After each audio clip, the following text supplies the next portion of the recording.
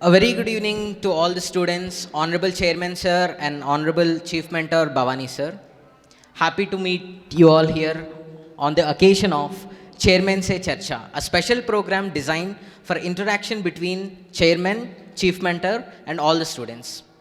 As part of the term 1 vacation, we gave a special project to all the students of intermediate first year, second year and degree first year, which is titled Social Awareness Project. The motto of the project is that civil services preparation is not just classroom bound or bookish. Civil services preparation needs development of a wholesome personality along with knowledge that is generated from the society.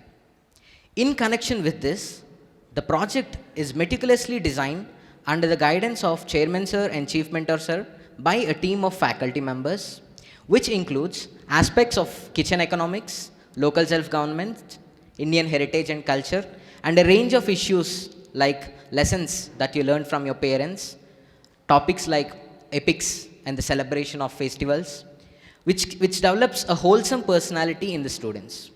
Now, in connection with this, a meticulous evaluation is done and the top 10 students from all the 3 sections are selected. Honorable Chairman Sir and Chief Mentor will directly interact with the students. The students have gone into the society and learned various things about the society and various things triggered them. They have many doubts and queries after doing this project. And here our Chairman Sir directly to clear those doubts and queries. So that's going to be today's program. Let's start with a large round of applause.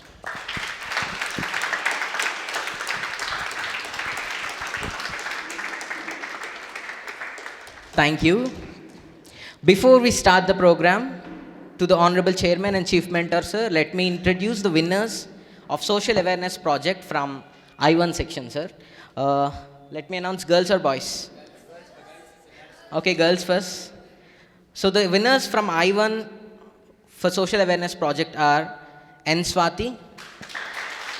You can say hi. You stand better. D. Lilavati. Siri Chandana. Vaishnavi. Shrestha. These are the top 5 projects from girls campus. Please take your seat. Now let's go to the boys section. K. Rishi. Kushwant Nayak. Prasanna Nayak. Yuva Pranavanath. K. Karthik.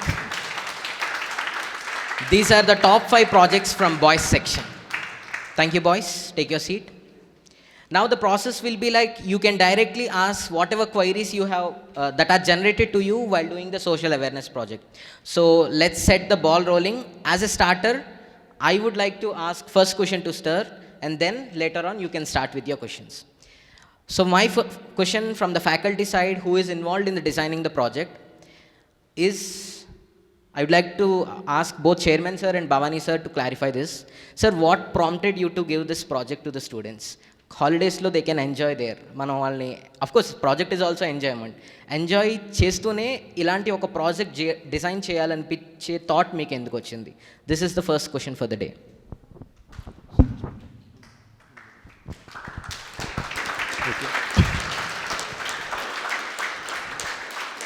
Okay. మనకి curriculum చూస్తే generally class room కోచింగే అనుకుంటాం కదా. So కరిక్యులంతో పాటు మనకి extra curricular and co curricular activities తోటి real education వస్తుంది. ఎడ్యుకేషన్ అంటే మనకి జస్ట్ బుక్ రీడింగ్ కాదు కదా. Education is a holistic understanding about our society and our family and especially our selves. నిజం చెప్పాలంటే మనం ఎదుగుతున్న కొద్దీ మన గురించి మనమే కొత్తగా ఆవిష్కరించుకుంటూ ఉంటాం. So we find hour cells a new person. So to find a new person with in you, you need more extracurricular and co-curricular activities along with these curricular activities. So అందుకే మనకి ఈ ప్రాజెక్ట్ ఏదైతే ఈ social awareness project అన్నారో, ఇందులో మీరు interpersonal communication skill అని develop చేసుకుంటారు, చాలామందితో ఇంటరాక్ట్ అవ్వాలి. అండ్ సెకండ్ థింగ్, ఒక్కొక్క కిచెన్ ఎకనామిక్స్లో ఒక్కొక్క ప్రొవిజన్కి మీకు మంత్లీ ఎక్స్పెండిచర్ ఎంత ఉంది అనేది మీకు తెలియదు. అది మీ పేరెంట్స్ ఎంత కష్టపడుతున్నారో తెలుస్తుంది. థర్డ్ ఆస్పెక్ట్, మీకు లాజిస్టిక్స్ ఎన్విరాన్మెంట్ ఎలా ఉంటుందనే నాలెడ్జ్ లేదు. వాటన్నిటికీ సంబంధించిన అవేర్నెస్ వస్తుంది. అంటే మీకు చిన్న చిన్న ఎలిమెంట్స్ కూడా మనకి ఇంత ఈజీగా దొరకడానికి కారణం దానికి చాలా వర్క్ జరుగుతుంది ఈ ఏరియాస్. నెక్స్ట్, మీకు ఎకనామిక్ అవేర్నెస్ అంటే మీరు ఒక సింపుల్గా ఒక కంట్రీ ఒక 100 మెంబర్స్ కలిసి ఒక 50 రూపీస్ సంపాదించారు. అదే ఒక 20 మెంబర్స్ కలిపి 100 రూపీస్ సంపాదించారు. దీనిలో మీకు ఏం డిఫరెన్స్ తెలుస్తుంది? ఎఫిషియన్సీ తెలుస్తుంది. అంటే మీకు ఎఫిషియెంట్గా రీసోర్సెస్ని ఎలా యూటిలైజ్ చేసుకోవాలి, ఎలా మ్యాన్ పవర్ కానీ మనీ కానీ యూటిలైజ్ చేసుకోవాలి అనేది ఒక కొంత స్టాటిస్టిక్స్తోనే తెలుస్తుంది. సో స్టాటిస్టికల్ అనాలిసిస్ అంటాం కదా. సో 20% ఎఫర్ట్ తోటి 100% రిజల్ట్ తీసుకోవడం ఎలా అని తీసుకొని రావాలంటే కూడా మనకి ఏం నెసెసిటీ ఉండాలి? స్టాటిస్టికల్ అండర్స్టాండింగ్ ఉండాలి, దాంతోపాటు అబ్జర్వేషన్ స్కిల్ ఉండాలి, అండ్ కమ్యూనికేషన్ స్కిల్స్ ఉండాలి, లీడర్షిప్ క్వాలిటీస్ కావాలి. అంటే ప్రతి విషయాన్ని మనం అర్థం చేసుకోగలిగితే ఇతరులు ఎలా దాన్ని కొనసాగించాలి అని గైడ్ చేయగలిగే స్కిల్ వస్తుంది. సో ఇలా మనలో ఏమేమి కావాలి స్కిల్స్ అంటే? అబ్జర్వేషన్ స్కిల్ ఉండాలి, అనలిటికల్ స్కిల్ ఉండాలి, డాటా ఎక్స్ప్లోరేషన్ స్కిల్ ఉండాలి, ఎక్స్ట్రాక్షన్ స్కిల్ ఉండాలి, అండ్ కమ్యూనికేషన్ స్కిల్ ఉండాలి. Interpersonal communication is important and intrapersonal communication important. Verbal ఉండాలి, నాన్ వర్బల్ ఉండాలి, అండ్ ఫైనల్లీ లీడర్షిప్ క్వాలిటీస్ ఉండాలి. So our theme is producing next generation leaders. So this project is part of making you next generation leaders, right? That's it. That prompted us to introduce this. So, first of all, I thank my team, led by Shripal sir, Varun sir, and my lovely staff. So, వీళ్ళందరూ మీకు ప్రతిరోజు motivate చేస్తూ, ప్రతిరోజు current affairs చెప్తూ, ప్రతిరోజు subject చెప్తూ మిమ్మల్ని next level థింకర్స్గా చేస్తున్నారు. సో ఈ ప్రాజెక్ట్లో మీరు ప్రధానంగా చేసింది ఏంటి? కిచెన్ ఎకనామిక్స్, తర్వాత పంచాయతీకి సంబంధించినటువంటి ఆస్పెక్ట్స్. ఇవి చిన్న చిన్న విషయాలుగానే కనపడతాయి. యాక్చువల్గా ఈ కిచెన్ ఎకనామిక్స్ ఇది ఒక నోబెల్ లెవెల్ కాన్సెప్ట్, ఇది నోబెల్ ప్రైజ్ లెవెల్ కాన్సెప్ట్. అది ఇప్పుడు ఒక ఇండియన్ ఆరిజిన్కి ఒక ఎకానమిస్ట్కి నోబెల్ ప్రైజ్ వచ్చింది రీసెంట్గా, అభిజిత్ బెనర్జీ. సో ఈ అభిజిత్ బెనర్జీ ఒక కుక్ బుక్ రాశాడు. అది సో ఈ కుక్ బుక్ అంటే ఈ వంట చేయడం ఇటువంటి వాటికి సంబంధించిన ఒక పుస్తకం. సో ఆ పుస్తకంలో ఆయన చెప్పేటటువంటిది ఏంటంటే, యూజువల్గా అమెరికాలో ఉన్నటువంటి ఒక కొలోకియల్ ఏంటి అంటే, I can't cook to live అన్న, I should cook to live అనేది ఆయన కాన్సెప్ట్.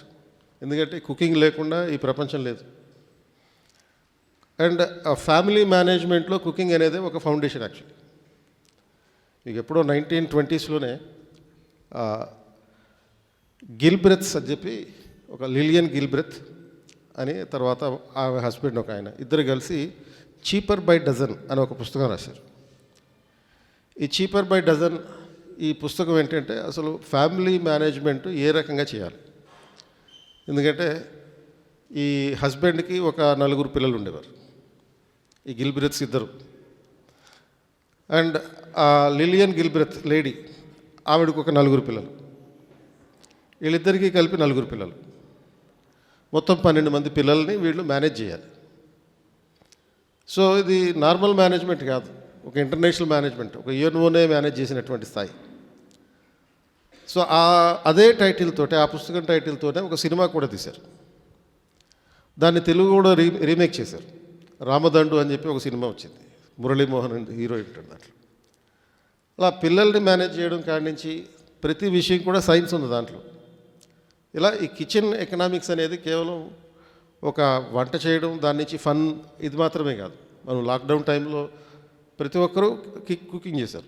పిల్లల కాడి నుంచి పెద్దోళ్ళ కాడి నుంచి ఫాదర్ మదర్ అనే తేడా లేకుండా అందరూ కుకింగ్ చేశారు. అంటే ఇందులో నుంచి మనం నేర్చుకోవాల్సింది ఎంతో ఉంది. ఒక దేశాన్ని మేనేజ్ చేయడానికి మీరు వెళ్తున్నారు. You are emerging as next generation leaders for good governance. So ఎప్పుడైతే మీరు ఒక next generation leaders for good గవర్నెన్స్గా ఆవిర్భవించబోతున్నారో మీకు మైక్రో మేనేజ్మెంట్ కాడి నుంచి తెలిసి ఉండాలి. మీరు మన ప్రైమ్ మినిస్టర్ ప్రతిసారి కూడా చెప్పేటటువంటి మాట అంటే ఈ దేశానికి కావాల్సింది గవర్నమెంట్ కాదు. సో అంటే మీనింగ్ ఏంటి? దీనికి ఆయన చెప్పే స్టేట్మెంట్ ఏంటి? Less government, more governance. అంటే people should experience the administration then the institutions. ఆ లెస్ గవర్నమెంట్ మోర్ గవర్నెన్స్ అనే ప్రాసెస్లో భాగంగా right from the micro level he was emphasizing the people to improve their life styles. So ఇప్పుడు suppose విమెన్కి ఫ్రీగా అంటే ప్రతి కుటుంబానికి పావర్టీ రిడెన్ కుటుంబాలందరికీ గ్యాస్ సప్లై ఉంటుంది. అంటే ఎల్పిజి గ్యాస్ కనెక్షన్ ఇస్తున్నారు. దీనివల్ల వచ్చేటటువంటి చేంజ్ ఏంటి? ప్రజల జీవితాల్లో వచ్చే మార్పు ఏంటి? ఎలాంటి మార్పు వస్తుంది? అంటే గ్యాస్ కనెక్షన్ ఇస్తే, ఎల్పిజి గ్యాస్ కనెక్షన్ వస్తే అంటే ఇప్పటిదాకా కట్టెల పొయ్యిల మీద, పిడకల పొయ్యిల మీద, నిప్పుల పొయ్యిల మీద వంట చేసేవారు. ఒకరోజు ఇట్లా నిప్పుల పొయ్యి మీద వంట చేస్తే దాని నుంచి వచ్చే పొగ పీలిస్తే ఆల్మోస్ట్ ఒకేసారి 400 సిగరెట్లు కాల్చినటువంటి ఎఫెక్ట్ వస్తుంది. 400 సిగరెట్లు తాగితే బాడీ ఎంత నాశనం అయిపోతుందో ఒక మహిళ ప్రతిరోజు ఇట్లా వంట చేయడం వల్ల జరిగేటటువంటి ప్రమాదం అది. సో ఆ దాన్ని తగ్గించడానికి అండ్ విమెన్లో ఆరోగ్యాన్ని పెంచడానికి అండ్ మొత్తం టోటల్గా కుటుంబ ఆరోగ్యం మెరుగుపరచడానికి ఈ ప్రోగ్రాం అంటే ఒక micro level house hold level నుంచి గవర్నెన్స్ ఫోకస్ చేస్తే మన జీవితాల్లో ఎంత మార్పు వస్తుంది అనేటటువంటిది అక్కడ తెలుసుకోవాల్సిన విషయం. అంటే ఈ స్థాయి నుంచి మనం తర్వాత మీకు ఇచ్చినటువంటి ప్రాజెక్టులో మరొక అంశం ఏంటి? పంచాయత్. సో ఈ పంచాయతీలు ఆల్మోస్ట్ మనకి 3 లక్షల గ్రామ పంచాయతీలు ఉన్నాయి దేశంలో.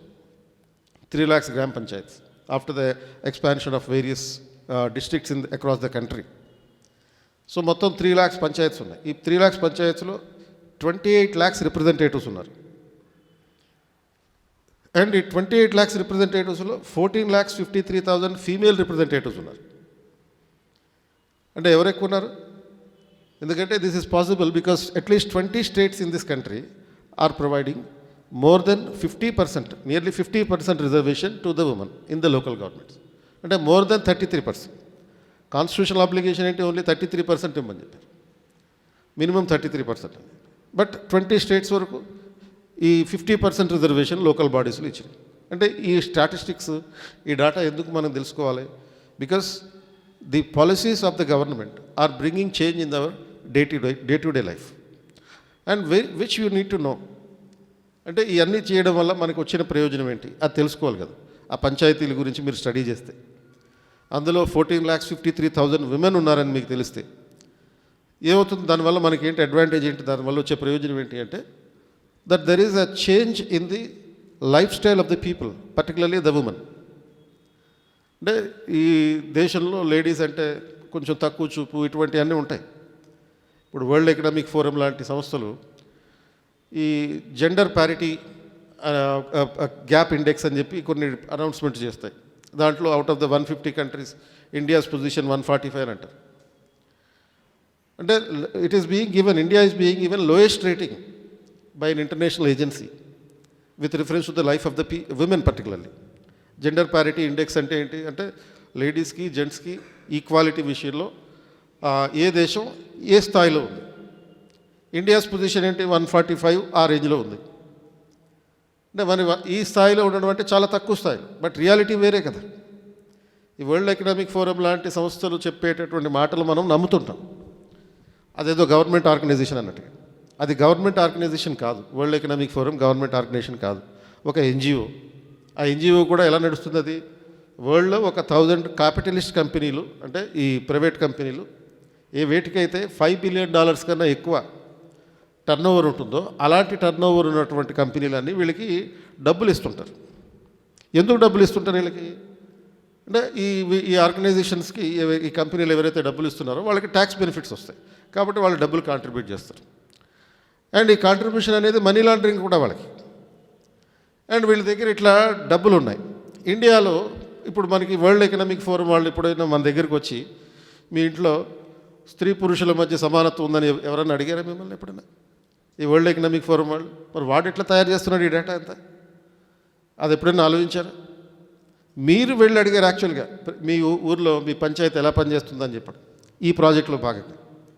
మరి ఎందుకు వీళ్ళు ఇలాంటి ఎలా తయారు చేస్తున్నారు అంటే, ఇండియాలో ఉండేటటువంటి కొన్ని ఈ ఫారెన్ ఫండెడ్ ఎన్జిఓలు ఉంటాయి, చిన్న చిన్న ఎన్జిఓలు ఉంటాయి.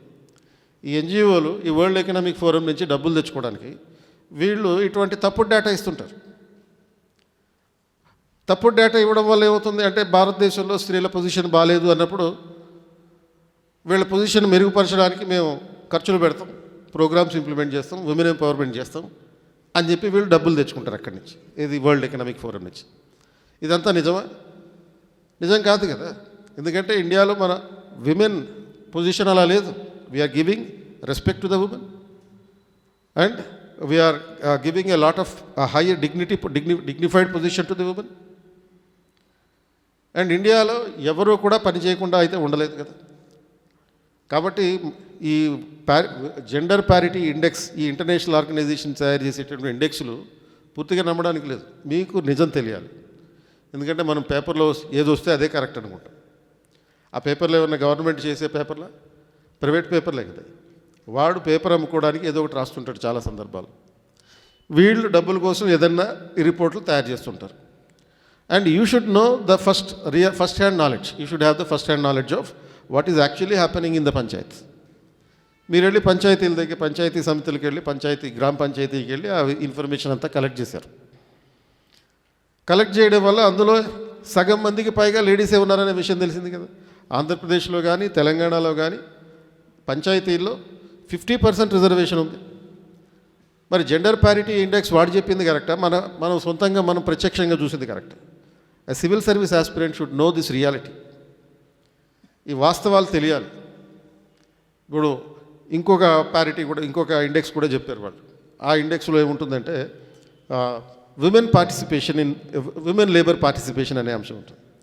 అంటే విమెన్ లేబర్ పార్టిసిపేషన్ అంటే ఏంటి? ఈ లేబర్ పార్టిసిపేషన్ లో మహిళలు ఉద్యోగులుగా ఉండడం అనేటటువంటిది ఎంతమంది ఉన్నారు. వాడు చాలా హీనంగా దానికి 139 ర్యాంక్ ఇస్తాడు. ఇది worst thing that can ever happen. ఎందుకంటే అఫ్కోర్స్ ఇండియాలో అమ్మాయిలు బయటికి వెళ్ళి పని చేయకపోవచ్చు, కానీ ఇంట్లో ఉండి వాళ్ళు చేసేటటువంటి పనులకి లెక్క కడితే ఎంత జీతం వేయాలో తెలుసా ఎవరికైనా? ఈ ప్రపంచంలో ఎవరికీ తెలియదు.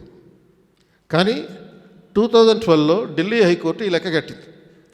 అంటే మన అమ్మ రోజు చేసే పని కదా, మన అక్క లేకపోతే మన సిస్టర్, ఎవరు చెల్లి కానీ, మన వదిన కానీ, వీళ్ళు రోజు చేస్తున్న పనులు కావా?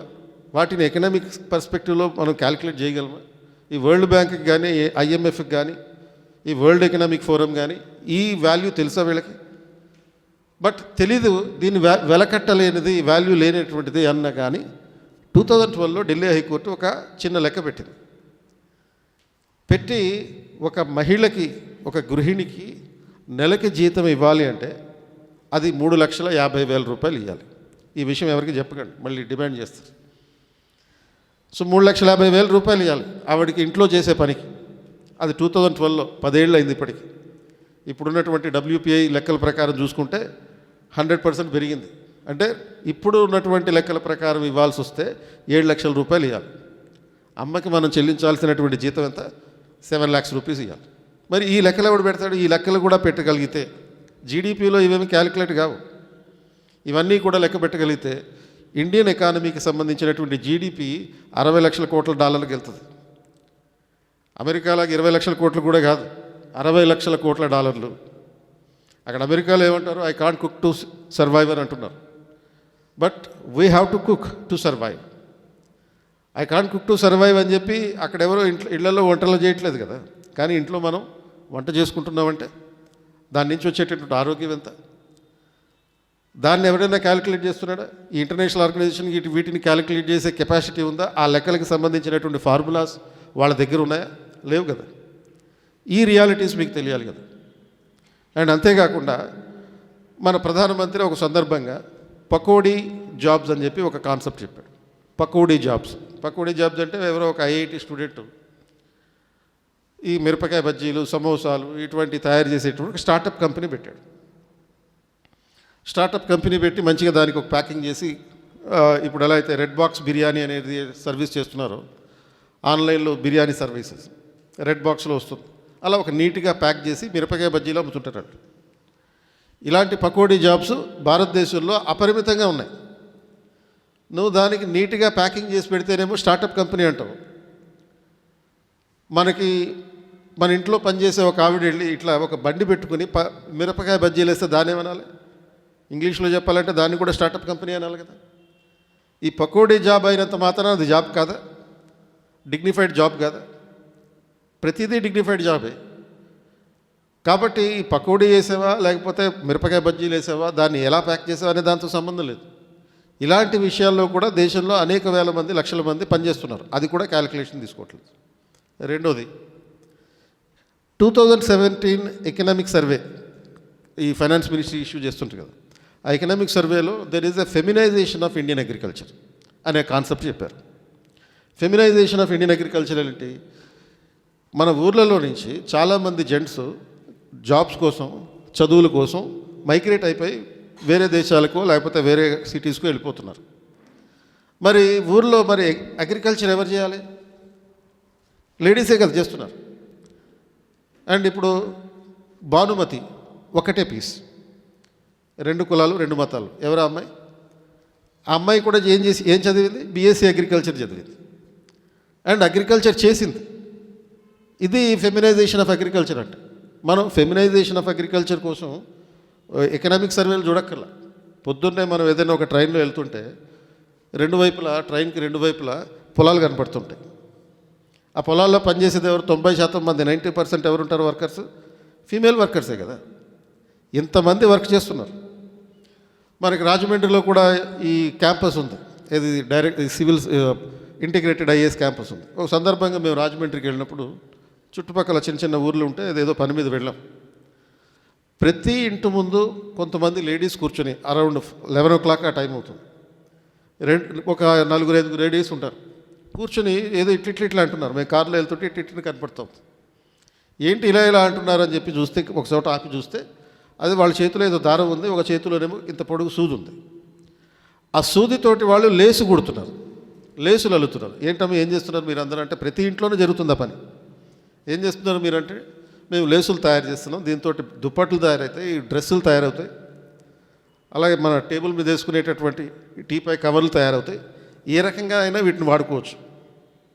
మీరు ఎక్కడ అమ్ముతారు మీరు ఇవన్నీ అంటే? హైదరాబాద్లో ఎక్కువ కనపడవు కదా, మరి మీరు ఎక్కడ అమ్ముతారు దీన్ని అంటే, జపాన్కి ఎక్స్పోర్ట్ చేస్తామని చెప్తారు.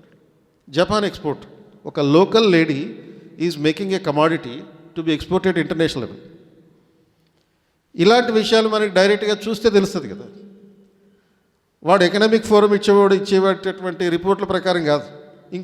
ఇంకో వేరే ఊరు వెళ్తే ఆ ఊరిలో మొత్తం ప్రతి ఇంట్లోనూ కూడా స్వీట్లు తయారు చేస్తున్నారు. ప్రతి ఇంట్లోనూ స్వీట్లే. ఏం పండుగ ఉంది మీ ఇంటి దగ్గర అంటే, ఏం పండుగ లేదు, ఇది అమెరికా ఎక్స్పోర్ట్ చేయడానికి తయారు చేస్తున్నాం. ఏం తయారు చేస్తున్నారు వాళ్ళు? పూతరేకులు, మొగల్ రేకులు కాదు, పూతరేకులు. సో ఈ కాజాలు ఇటువంటివన్నీ తయారు చేస్తున్నారు. అవి ఎక్స్పోర్ట్ క్వాలిటీ ఏముంది, ఇంటర్నేషనల్ స్టాండర్డ్స్లో మన లేడీస్ తయారు చేస్తున్నటువంటి వస్తువులు. మనం బయటికి వెళ్తే కూరగాయల బండి దగ్గర ఉండేది అమ్మాయి, జెంట్స్ కాదు ఉండేది ఎక్కువగా. 90% మంది కూరగాయల మీద లేడీసే కదా. మరి ఈ జాబ్స్ అన్నీ లెక్కలోకి రావు. ఇప్పుడు చెప్పినటువంటి లిస్టులో ఉన్నటువంటి జాబ్స్ అన్నీ లెక్కలోకి రావు. సో వరల్డ్ ఎకనామిక్ ఫోరం వాడు ఇచ్చేటటువంటి రిపోర్ట్లు మనం నమ్మాల్సినటువంటి అవసరం లేదు. ఆ రిపోర్ట్ గురించి చదవాలి తప్పదు. అండ్ మీరు డైరెక్ట్గా దానికి సంబంధించినటువంటి విషయాలు ఎక్స్పీరియన్స్ కావాలి. మనం చేసే పని సిగ్నిఫికెన్స్ ఏంటో మనకి తెలియాలి. మన అమ్మ చేసే వంటలో ఉన్నటువంటి ఇంపార్టెన్స్ ఏంటో మీకు తెలియాలి. అది. సో కాబట్టి ఎప్పుడైతే టెక్నాలజీ పెరుగుతుందో, టెక్నాలజీ పెరిగినప్పుడు ఈ పనులు లేడీస్కి సంబంధించినవి, ఈ పనులు జెంట్స్కి సంబంధించినవి అనే డిస్క్రిమినేషన్ కూడా లేదు అనే విషయం కూడా మీకు తెలియాలి. ఎందుకంటే ఉఫ్ఫు అని ఊదుకునే పొయ్యి ఉన్నప్పుడు జెంట్స్ వచ్చి వండేవారు కాదు. కానీ టెక్నాలజీ ఇంప్రూవ్ అయ్యి ఎప్పుడైతే ఎల్పిజి గ్యాస్ సిలిండర్లు మనకి వస్తున్నాయో, క్లీనింగ్ ఎప్పుడైతే పెరిగిందో, క్లీన్గా వండడం అనేటటువంటిది పెరిగిందో, టెక్నాలజీ ఈ ఇన్స్ట్రుమెంట్స్ వాడడం ఎప్పుడైతే పెరిగిందో, మన డాడీ కూడా వంట చేయడానికి ఒక చేసాడు కదా. అండ్ ఇది లేడీస్ చేయాల్సిన పని, ఇది జెంట్స్ చేయాల్సిన పని అనే డిస్క్రిమినేట్ చేయలేదు. ఎప్పుడైతే వాషింగ్ మెషిన్ వచ్చిందో, అమ్మాయి అబ్బాయిని తేడా లేకుండా ఎవరైనా వెళ్ళి అందులో బట్టలు వేస్తే చాలు. ప్రత్యేకంగా ఇది లేడీస్ ఉతకాలి, జెంట్స్ ఉతకాలి అనే తేడా లేదు. సో ఒక మన ఇంటి దగ్గర నుంచే మన సివిల్ సర్వీస్ ప్రిపరేషన్ మొదలవుతుంది. యూపీఎస్సీ నిన్నేం కోరుకుంటుంది అంటే there is no gender discrimination, gender stereotyping వద్దు అనే పాయింట్ మీరు తెలుసుకోవాలి. ఎప్పుడైతే జెండర్ స్టీరియోటైపింగ్ అంటే ఏంటి, ఇప్పుడు చెప్పినట్టుగా కొన్ని పనులు లేడీస్ చేయాలి, కొన్ని పనులు జెంట్స్ చేయాలి అనే డిస్క్రిమినేషన్ లేకుండా, ఆ డిస్క్రిమినేషన్ తోటి ఉంటే కనుక దాన్ని స్టీరియోటైపింగ్ అన్నట్టు. అది ఉండదు అని తెలియజేయడానికి మీకు ఈ పనులు, ఇటువంటి ప్రాజెక్ట్ అప్పచెప్పాం. మనం చేసే పనులు కేవలం నేషనల్ లెవెల్లో, లోకల్ లెవెల్లో చేసే పనులు కాదు, డొమెస్టిక్ లెవెల్లో చేసే పనులు కాదు, ఇంటర్నేషనల్ స్టాండర్డ్ ఉన్నటువంటి పనులు ఇవన్నీ. సో దీని వెనక ఉన్నటువంటి అసలు యాక్టివిటీ అది. మీరు చేస్తున్నప్పుడు ఫన్గా అనిపిస్తుంది, బట్ మీరు చేసే పనికి ఒక ఇంటర్నేషనల్ ఇంప్లికేషన్ ఉంది. సో అది మీకు రియలైజ్ అవ్వాలి అని చెప్పి ఇప్పుడు ఈ మీటింగ్ పెట్టాం. Right. Thank you, sir. Now, both of you, sir. Sir ఎంత సింపుల్గా అంటే ఇండియాలో ప్రతి మనిషి తను చేసే పని డబ్బుతో కొలవడు. సింపుల్గా అంటే మనకు అది అలవాట్లేదు. సో అలా మానిటైజ్ చేయడం అనేది ఇంటర్నేషనల్ ఆర్గనైజేషన్స్ చేయడం వల్ల అంటే ఈ కేర్ ఎకానమీని వాళ్ళు రికగ్నైజ్ చేయకుండా దాన్ని మానిటైజ్ చేస్తున్నారు అనేది సార్ సింపుల్గా చెప్పారు. అంటే నాకు అది ఆ పాయింట్ సూపర్ నచ్చింది సార్. అంటే మన ఇంట్లో మనం ఇప్పుడు ఏదైనా పని చేయాలనుకుంటే ఈ గంట సేపు నేను పని చేసినందుకు నాకు బయట ఎంత పే చేస్తారు, ఇప్పుడు నేను ఇది పని చేసినందుకు ఇక్కడ నాకేం పేమెంట్ లేదు అని లెక్క చేయం మనం. మనకి తెలియకుండానే అది మన పని అని చేస్తాం. కానీ వాళ్ళు ఇండియాలో ఈ వర్క్కి రికగ్నిషన్ లేదు. ఎందుకు లేదంటున్నారు? దాన్ని మనీతో క్యాలిక్యులేట్ చేసి చెప్తున్నారు. సో అందుకే సింపుల్గా western countries materially developed and our eastern country especially India is spiritually developed అంటారు. So spiritually enriched country will definitely enhance its value systems and inculcate in to next generations. Right. That was a beautiful explanation, sir. So both of you now get ready to face a volley of questions from our youngest students of the campus, I1 students. Ready, boys and girls? Ready with your questions? Ever to start chedam, boys or girls? Boys? Okay, ladies first. Shoot your questions. Good evening, sir. The question that I was arised when I was doing survey, that is, there are many schemes that are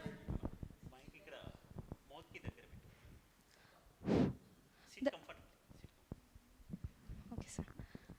There are many schemes that are developed by the government and implemented for the poor, upgrade these poor status of the poor people. But we still see the poverty prevailing in the societies.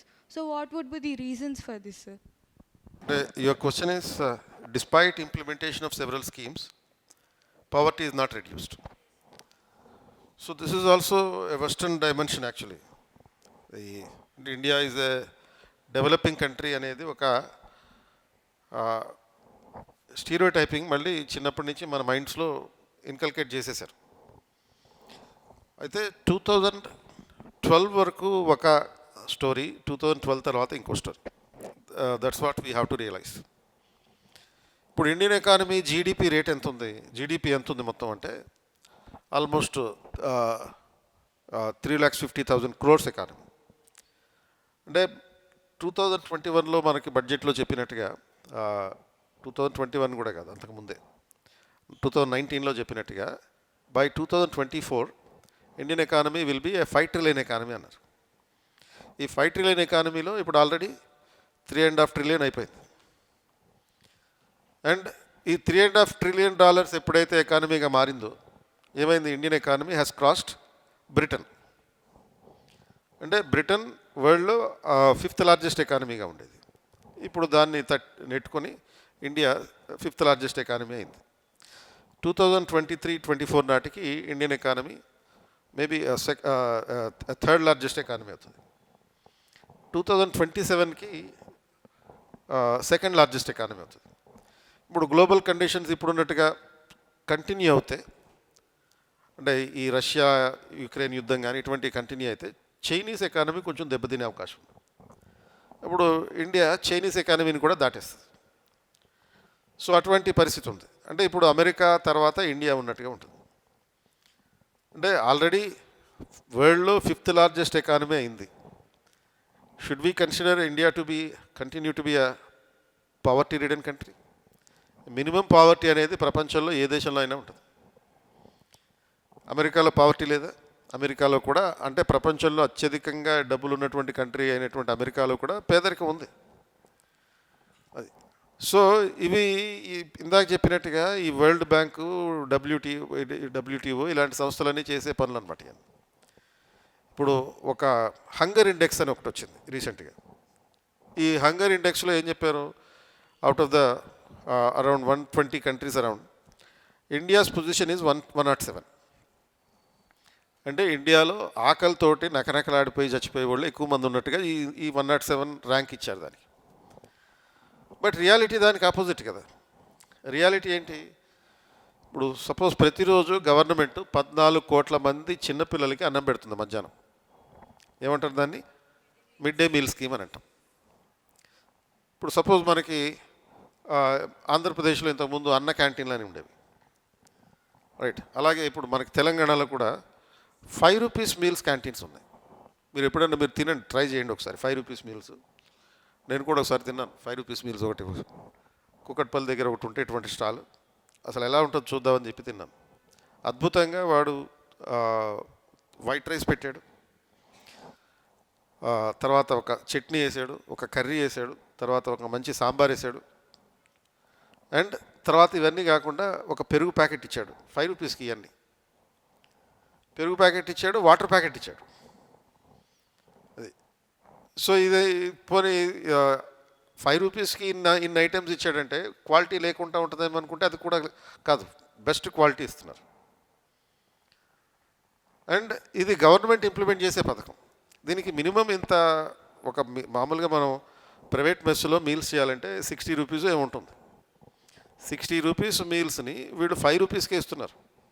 Only problem ఏంటంటే నువ్వు road మీద నిలబడి తినాలంతే. అదొక్కటి తప్ప మిగతా అంతా పర్ఫెక్ట్గా ఉంది, మెస్ కన్నా బాగుంది. సో ఇది 5 రూపీస్కి ఎలా ఇవ్వగలుగుతుంది గవర్నమెంట్ అంటే? 15 రూపీస్, అంటే దీనికి మొత్తం పట్టేటటువంటి ఖర్చు 25 రూపీస్. సో ఈ 25 రూపీస్లో 5 రూపీస్ మాత్రమే వాళ్ళు ఛార్జ్ చేస్తున్నారు. మిగతా 20 రూపాయలు ఈ ప్రొవైడ్ చేసేటటువంటి ఒక ఎన్జిఓ ఏదైతుందో వాళ్ళకి గవర్నమెంట్ ఇస్తుంది. సో దీని మీద అంటే దీన్ని ఉపయోగించుకుని, ఇటువంటి అవకాశాన్ని ఉపయోగించుకుని అనేక మంది రిక్షా పుల్లర్లు కానీ, లేకపోతే ఆటో డ్రైవర్స్ కానీ, స్ట్రీట్ వెండర్స్ కానీ వీళ్ళందరూ ప్రతిరోజు అన్నం తింటున్నారు. అండ్ గవర్నమెంట్ మనకి ఈ పీడిఎస్ సిస్టమ్ ద్వారా కేంద్ర ప్రభుత్వం 25 కేజీలు రైస్ ఇస్తుంది, రాష్ట్ర ప్రభుత్వం ఒక 25 కేజీస్ రైస్ ఇస్తుంది. కేజీ రైస్ ఎంత పీడిఎస్లో వచ్చేది? 2 రూపాయలు. అంటే 50 కేజీల రైస్ 100 రూపాయలకి నీకు వస్తుంది. ప్రపంచంలో ఏ దేశం ఇవ్వగలుగుతా చెప్పు నువ్వు? అట్లా ఎంతమందికి ఇస్తున్నారు? ఇది 80 కోట్ల మందికి నెలకి 50 కేజీల రైస్ ఇస్తున్నారు. ఇక పేదరికం అంటే ఏ డైమెన్షన్లో నువ్వు పేదరికం అంటావు? అంటే ఫుడ్ తినలేకపోతే పేదరికం కదా. 80 కోట్ల మంది, ఇక్కడ ఒక లెక్క చెప్పాను, ప్రతిరోజు మధ్యాహ్నం పూట అన్నం తినేటటువంటి పిల్లల గురించి లెక్క చెప్పాను.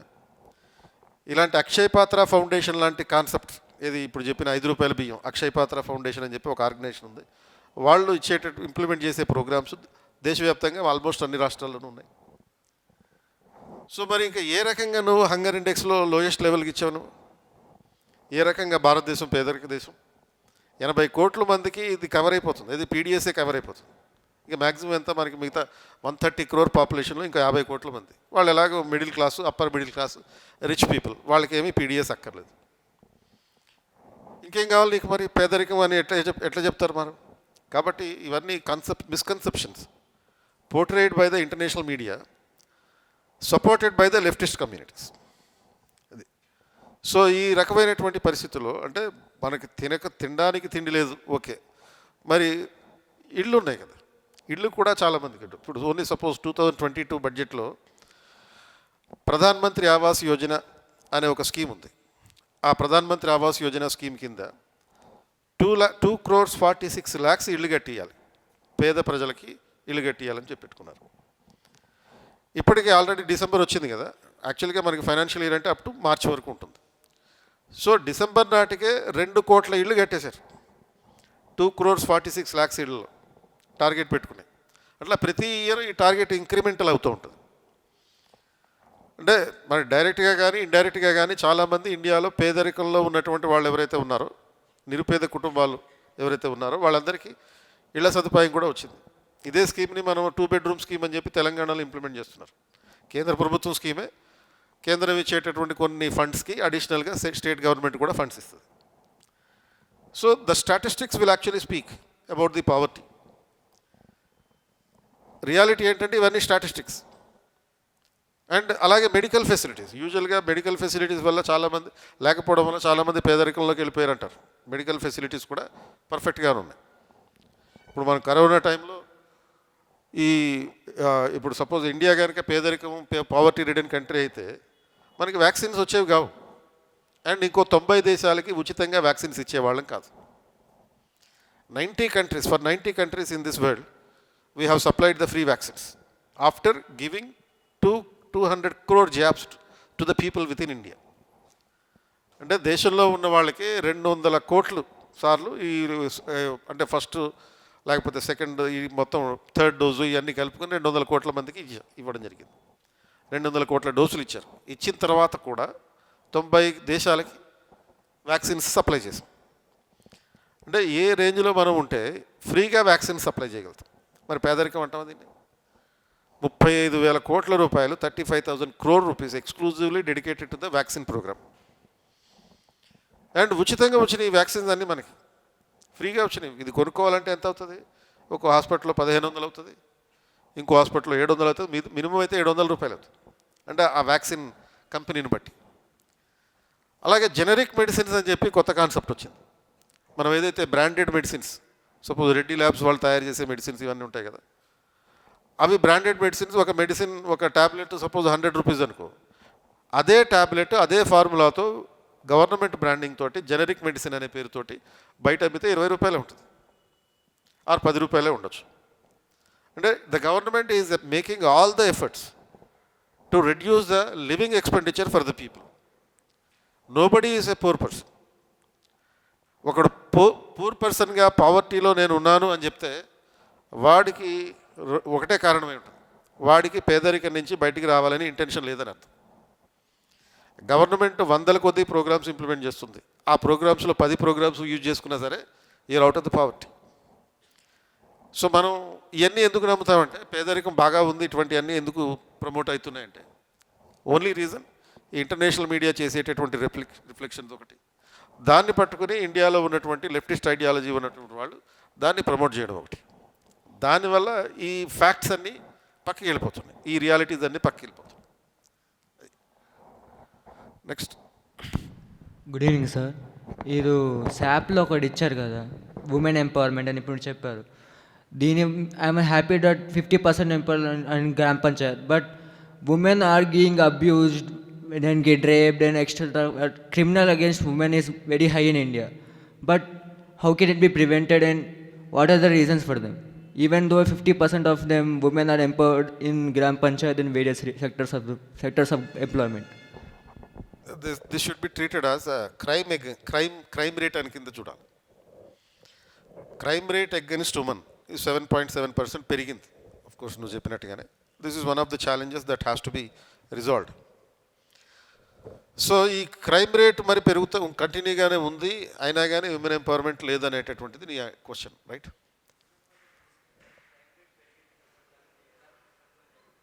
కంట్రోల్ చేయడం అలాగే. సో ఇది attitude of the society that has to be changed. అంటే అది మారుతుంది యాక్చువల్గా.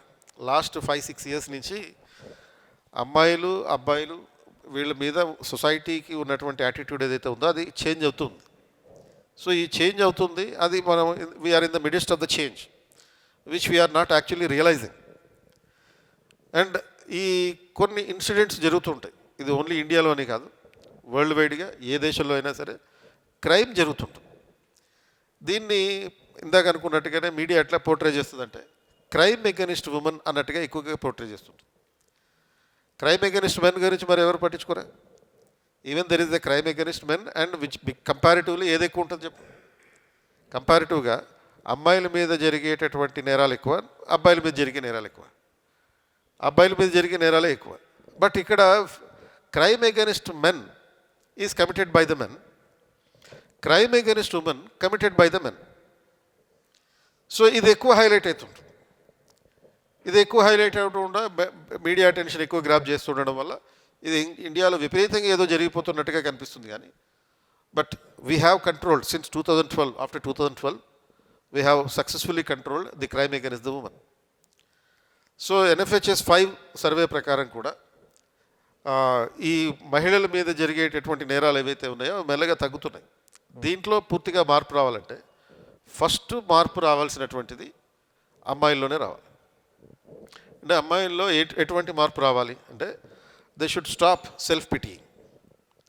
సెల్ఫ్ పిటీ అనేటటువంటి టెండెన్సీ ఇండియాలో చాలామంది లేడీస్లో ఉంటుంది. అంటే నేను అమ్మాయిని కాబట్టే నాకు ఈ ఆపర్చునిటీ రాలేదు, నేను అమ్మాయిని కాబట్టి నాకు అవకాశం లేదు, నేను అమ్మాయిని కాబట్టి నన్ను ఇలా ట్రీట్ చేస్తున్నారు. ఇటువంటి సెల్ఫ్ పిటీ ఆగిపోవాలి. ఎప్పుడైతే ఈ సెల్ఫ్ పిటీ ఆగిపోతుందో she consider her self as a human being. ఇది మొదలవ్వాలి. Every one has to consider her self that she is a human being but not as a women. నేను అమ్మాయిని లేకపోతే అబ్బాయిని అనే థింకింగ్లో కాకుండా నేను మనిషిని, అంతే, సింపుల్. కాబట్టి I have all those capabilities that any human being can do. One of the major problem with the girls is they have too many insecurities. అంటే ఇన్సెక్యూరిటీస్ అంటే ఏంటి? అది యూజువల్గా మనకి ఇన్సెక్యూరిటీస్ అంటే beauty related insecurities, age related insecurity, capability related insecurity, ఇట్లా 3 రకాలు ఉంటాయి. అంటే బ్యూటీ రిలేటెడ్ ఇన్సెక్యూరిటీ అంటే world around the society assumes only the beauty as the priority. So అందంగా ఉండడం వల్లే నాకు ఉద్యోగాలు వస్తాయి, అందంగా ఉంటేనే నేను హయ్యర్ ఎడ్యుకేషన్ చదువుతా అన్న టైప్లో మనకి అడ్వర్టైజ్మెంట్లు కూడా వస్తుంటాయి. ఇప్పుడు ఫెయిర్ అండ్ లవ్లీ వాళ్ళు ఇచ్చే అడ్వర్టైజ్మెంట్లు అన్నీ అంతే కదా. అమ్మాయి అందంగా తయారైతే ఉద్యోగం వస్తుంది. ఉద్యోగం అనేది అందరి నుంచి రాదు. ఉద్యోగం ఎక్కడి నుంచి వస్తుంది? నీకు ఎఫిషియన్సీ నుంచి వస్తుంది. సో ఈ బ్యూటీ ఇన్సెక్యూరిటీ అది. ఇంకోటి రిలేటివ్స్ ఇన్సెక్యూరిటీ క్రియేట్ చేస్తారు. అంటే మన బంధువులు, మన పేరెంట్స్ నుంచి మొదలవుతుంది అది. మన బంధువులు కానీ మన ఫ్రెండ్స్ కానీ వీళ్ళ నుంచి వచ్చే ఇన్సెక్యూరిటీ. అంటే వీళ్ళ నుంచి వచ్చే ఇన్సెక్యూరిటీ ఏంటి? సపోజ్ నువ్వు ఇక్కడికి వచ్చి ఉంటున్నావు, ఇక్కడికి వచ్చి చదువుకుంటున్నావు, ఒక అమ్మాయికి సపోజ్ జ్వరం వచ్చింది అనుకో, ఆ జ్వరం వచ్చింది అనే విషయం ఇంట్లో చెప్పడానికి భయం ఉండొచ్చు. ఎందుకు భయం ఉండొచ్చు? ఈ జ్వరంతో ఇవన్నీ నీకు అక్కడ ఎందుకు, వచ్చి వెంటనే వచ్చి ఇంటికి వచ్చేసే అంటారు. అదే అబ్బాయి డాడీ నాకు జ్వరం వచ్చిందని చెప్తే నీకు ఎప్పుడు ఏదో రోగం అంటాడు. అదే తప్ప he shall not the father will not be having any compassion for that boy. So ఈ వేరియేషన్ ఉంటుంది. అందుకనే ఇంట్లో కూడా చెప్పడానికి కూడా భయపడుతుంది ఆమె, నాకు జ్వరం వచ్చిందను. Or suppose if somebody is teasing her, ఎవరైనా అబ్బాయి టీజ్ చేస్తుంటే ఆ విషయం చెప్పడానికి కూడా ఇంట్లో భయపడుతుంది, ఎందుకంటే చదువు ఆపిచ్చేస్తారనే భయం. ఇలాంటి టెండెన్సీస్ ఉన్నాయి. కాబట్టి ఇన్సెక్యూరిటీస్ నుంచి బయటికి రావడం అనేది ఫస్ట్ సొసైటీ చేయాల్సినటువంటి పని. ఫస్ట్ ఆ అమ్మాయి తనంతటి తాను రియలైజ్ అవ్వాల్సినటువంటి అంశం. అంటే ఈ if the girl is if the girl thinks that she is a human being, everything will be settled. So my question is, there are women who are figureheads for the many locals of governments, but I observed that while they take decisions, they are taking support by the husbands. We say that women empowerment are increasing in our India, but this is not happening in our ground level. How can we check this practice, sir? ఈ సర్పంచ్ పతి అనే practice ఏదైతే ఉందో అది మంచిదే యాక్చువల్గా. అంటే everybody consider this to be wrong, but it is good. ఎందుకంటే 2021లోనే ఎప్పుడో యుఎన్ఓ ఒక కాన్సెప్ట్ చెప్పింది, హీ ఫర్ షీ అని చెప్పి.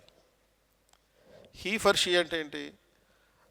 ఒక అమ్మాయి ఎంపవర్మెంట్ అవ్వాలంటే ఆ హస్బెండ్ ఉండాలి, లేకపోతే ఒక ఫాదర్ ఉండాలి, వాళ్ళు కాంట్రిబ్యూట్ చేస్తేనే విమెన్ ఎంపవర్మెంట్ అనేది అవుతుంది. అంటే ఈ సర్పంచ్ పతి ఏం చేస్తున్నాడు, ఆ వైఫ్ తరపున రకరకాల పనులు చేస్తున్నాడు. అంటే సపోర్ట్ చేస్తున్నాడా, ఆవిడ్ని పాతాళంలోకి తోసేటట్టుగా చేస్తున్నాడా? తనయ్యే బదులు తన వైఫ్ని అక్కడ సర్పంచ్ చేశాడు. అండ్ ఇండియాలో 1992లో ఈ 73rd అమెండ్మెంట్ వచ్చిన తర్వాత 1995 నుంచి 94-95 నుంచి ఎలక్షన్స్ అవుతూ ఉన్నాయి. అంటే ఇందాక చెప్పిన లెక్కలు, ఇది 28 lakhs రిప్రజెంటేటివ్స్, లోకల్ రిప్రజెంటేటివ్స్ ఉన్నారు. దాంట్లో 14 lakhs 53,000 విమెన్ రిప్రజెంటేటివ్స్ ఉన్నారు.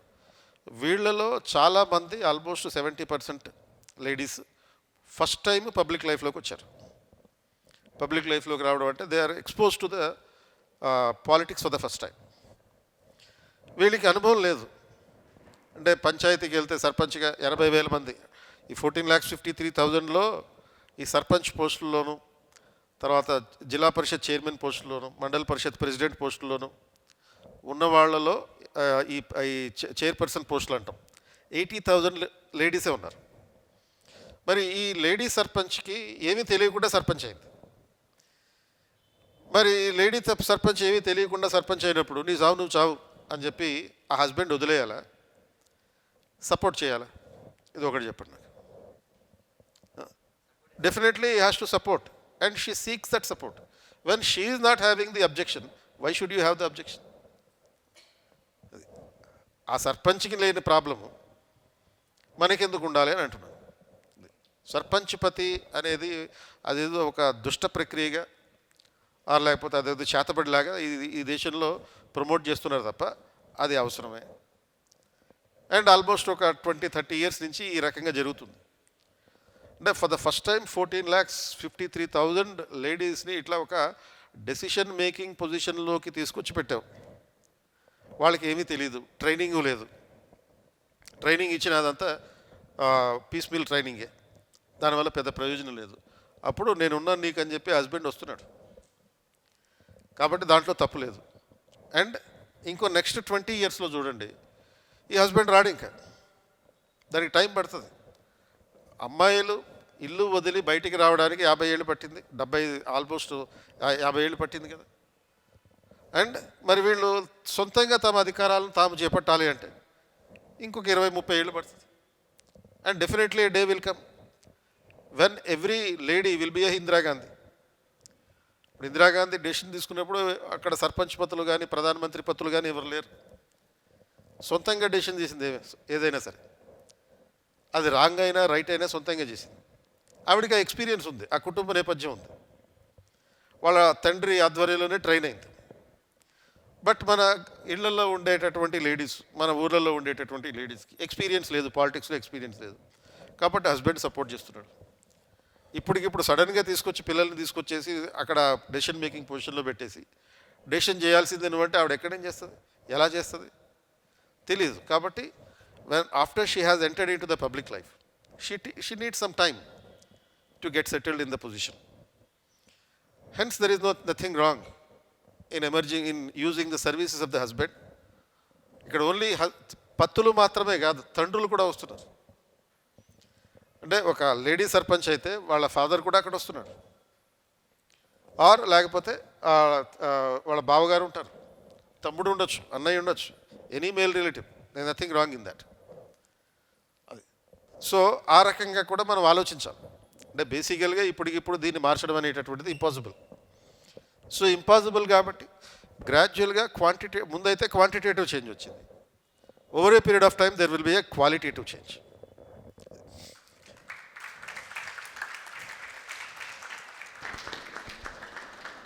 Good evening sir. Local self governor question.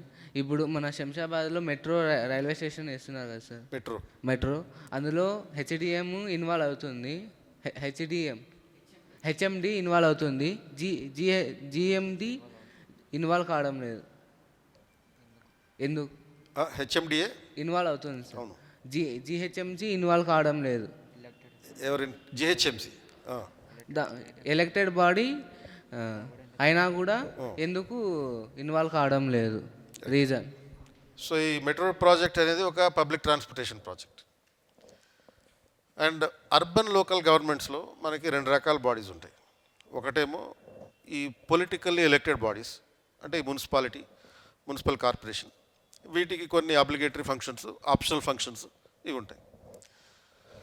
And ఈ అబ్లిగేటరీ ఫంక్షన్స్ అంటే కంపల్సరీగా చేయాలి, ఆప్షనల్ ఫంక్షన్స్ అంటే చేస్తే చేయొచ్చు లేకపోతే లేదు.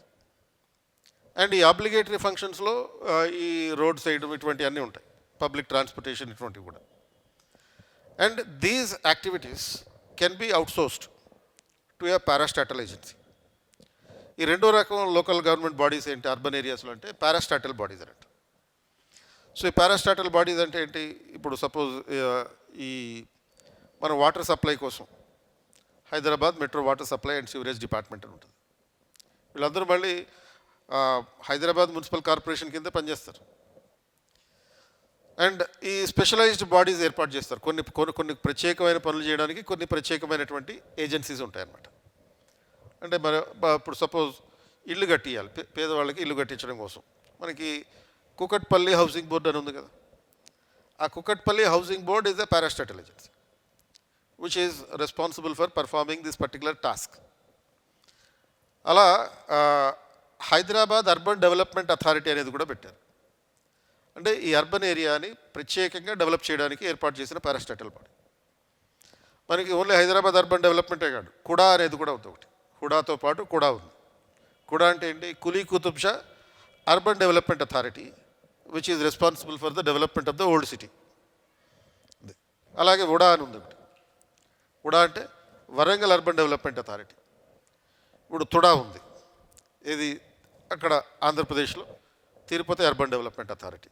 ఉడా వైజాగ్ అర్బన్ డెవలప్మెంట్ అథారిటీ. అంటే ఈ అర్బన్ ఏరియాస్ని ప్రత్యేకంగా డెవలప్ చేయడానికి ఈ స్మార్ట్ సిటీ ప్రాజెక్ట్స్ ఇవన్నీ ఉంటాయి కదా, ఇది వీటిల్లో వచ్చేటటువంటి ప్రాజెక్టులో భాగంగా చేసేటటువంటి పనుల కోసం ఈ మెట్రో ట్రైన్ ప్రాజెక్టులు కూడా దానికి అప్పచెప్తారు. ఎందుకంటే ఒక పొలిటికల్ బాడీ అయినటువంటి మున్సిపల్ కార్పొరేషన్ ఈ ఇటువంటి వ్యవహారాల్లో స్పెషలిస్ట్ కాదు. ఆ స్పెషలిస్ట్ పనులు తెలిసినటువంటి వాళ్ళకి అప్పచెప్పాలి. దానికోసం డెడికేట్ చేసినటువంటి ఈ పారాస్టాటల్ ఏజెన్సీస్ దీనికోసం ఉంటాయి. ఓన్లీ ఈ అర్బన్ డెవలప్మెంట్ అథారిటీయే కాకుండా ఇంకా అనేక రకాల సంస్థలు కూడా ఉన్నాయి. ఈ metro water supply and sewerage department అలాంటిది ఒకటి, అలాగే ఈ హౌసింగ్ డెవలప్మెంట్ బోర్డులు అలాంటివి ఒకటి. అండ్ ఇది కూడా ఈ మెట్రో ప్రాజెక్ట్ కూడా దానికోసం చెప్పారు. Good evening, sir. I am Lilavati. My question is for Bhavan Shankar, sir. What development should be done in the public health centers? Have you visited public health center? Yes, sir. Okay. What were the problems that you witnessed in the public health center? Sir, many poor peoples will come in the cities nearby, like what, public health center, and they will give medicines, but that much proper they'll not give, sir. Okay. So lack of supply of adequate medicine, and also it is not affordable and accessible to the poor people. So, and at the same time, have you observed any qualitative issues? And affordable, accessible, at the same time quality. Have you seen? No. No. So one thing,